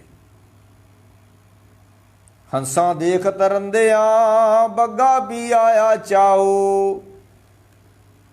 ਕੋਈ ਰੱਬ ਨਾਲ ਜੁੜਿਆ ਸੀ ਤੇ ਹੰਸ ਬਣਿਆ, ਤੇ ਕਿਸੇ ਨੇ ਉਹਦੀ ਰੀਸ ਕਰਨ ਦੀ ਸੋਚ ਲਈ, ਤੇ ਪਤਾ ਉਦੋਂ ਨਹੀਂ ਲੱਗਾ ਰਾਮ ਰੀਮ ਵਾਂਗੂ ਜਦੋਂ ਜੇਲ੍ਹ 'ਚ ਜਾ ਕੇ ਬਹਿ ਗਿਆ।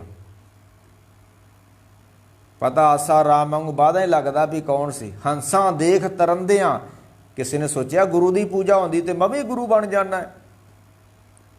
ਨਹੀਂ ਨਹੀਂ, ਪੂਜਾ ਕਰਾਇਆ ਗੁਰੂ ਨਹੀਂ ਬਣਿਆ ਜਾਂਦਾ। ਜੇ ਅੰਦਰ ਲੋਭ ਹੋਵੇ, ਅੰਦਰ ਵਾਸ਼ਨਾ ਭਰੀਆਂ ਹੋਣ, ਅੰਦਰ ਸਾੜਾ ਹੋਵੇ, ਅੰਦਰ ਕ੍ਰੋਧ ਹੋਵੇ, ਅੰਦਰ ਈਰਖਾ ਹੋਵੇ, ਉਹ ਗੁਰੂ ਥੋੜਾ ਪਾਈ। ਹੰਸਾਂ ਦੇਖ ਤਰੰਦਿਆਂ ਬੱਗਾ ਵੀ ਆਇਆ ਚਾਓ, ਡੁੱਬ ਮੋਏ ਬੱਗ ਬੱਪੜੇ ਸਿਰ ਤਲ ਉੱਪਰ ਪਾਓ। ਇਹ ਡੁੱਬ ਜਾਣਗੇ। ਡੁੱਬਿਆ ਕਿ ਨਹੀਂ ਰਾਮ ਰੀਨ, ਡੁੱਬਿਆ ਕਿ ਨਹੀਂ ਆਸਾ ਰਾਮ। ਹੁਣ ਵਾਰੀ ਇਹਨਾਂ ਦੀ ਆ ਜਿਹੜਾ ਦਰਿਆ ਦੇ ਕੰਢੇ ਬੈਠੇ ਹੋਏ ਨੇ ਵੱਡੇ ਡੇਰੇਦਾਰ, ਇਹਨਾਂ ਦੀ ਵਾਰੀ ਹੁਣ ਡੁੱਬਣ ਦੀ। ਇਹਦਾ ਡੁੱਬਣਾ ਇਹਨਾਂ ਨੇ। ਤੇ ਜੇ ਹੰਸ ਬਿਰਤੀ ਹੋਊਗੀ ਫਿਰ ਕੋਈ ਖਤਰਾ ਨਹੀਂ ਹੈ। ਤੇ ਹੰਸ ਬਿਰਤੀ ਜਿਹੜੀ ਗੱਲਾਂ ਨਾ ਨਹੀਂ ਹੋਣੀ, ਉਹ ਗੁਰੂ ਦੀ ਕੋਈ ਸੇਵਾ ਕਰੂਗਾ, ਗੁਰੂ ਨੂੰ ਸਮਰਪਿਤ ਹੋ ਜਾਏਗਾ, ਗੁਰੂ ਬਖਸ਼ ਦੇਗਾ। ਭਾਈ ਇੰਨਾ ਕਹਿੰਦਾ ਦਾਸ ਕੇ ਮਨ ਦਾ ਜਾ ਚੁੱਕਾ। ਸਮਾਂ ਹੋ ਗਿਆ ਜੀ। ਵਾਹਿਗੁਰੂ ਜੀ ਕਾ ਖਾਲਸਾ, ਵਾਹਿਗੁਰੂ ਜੀ ਕੀ ਫਤਿਹ। ਵਾਹਿ ਸਤਿਨਾਮ।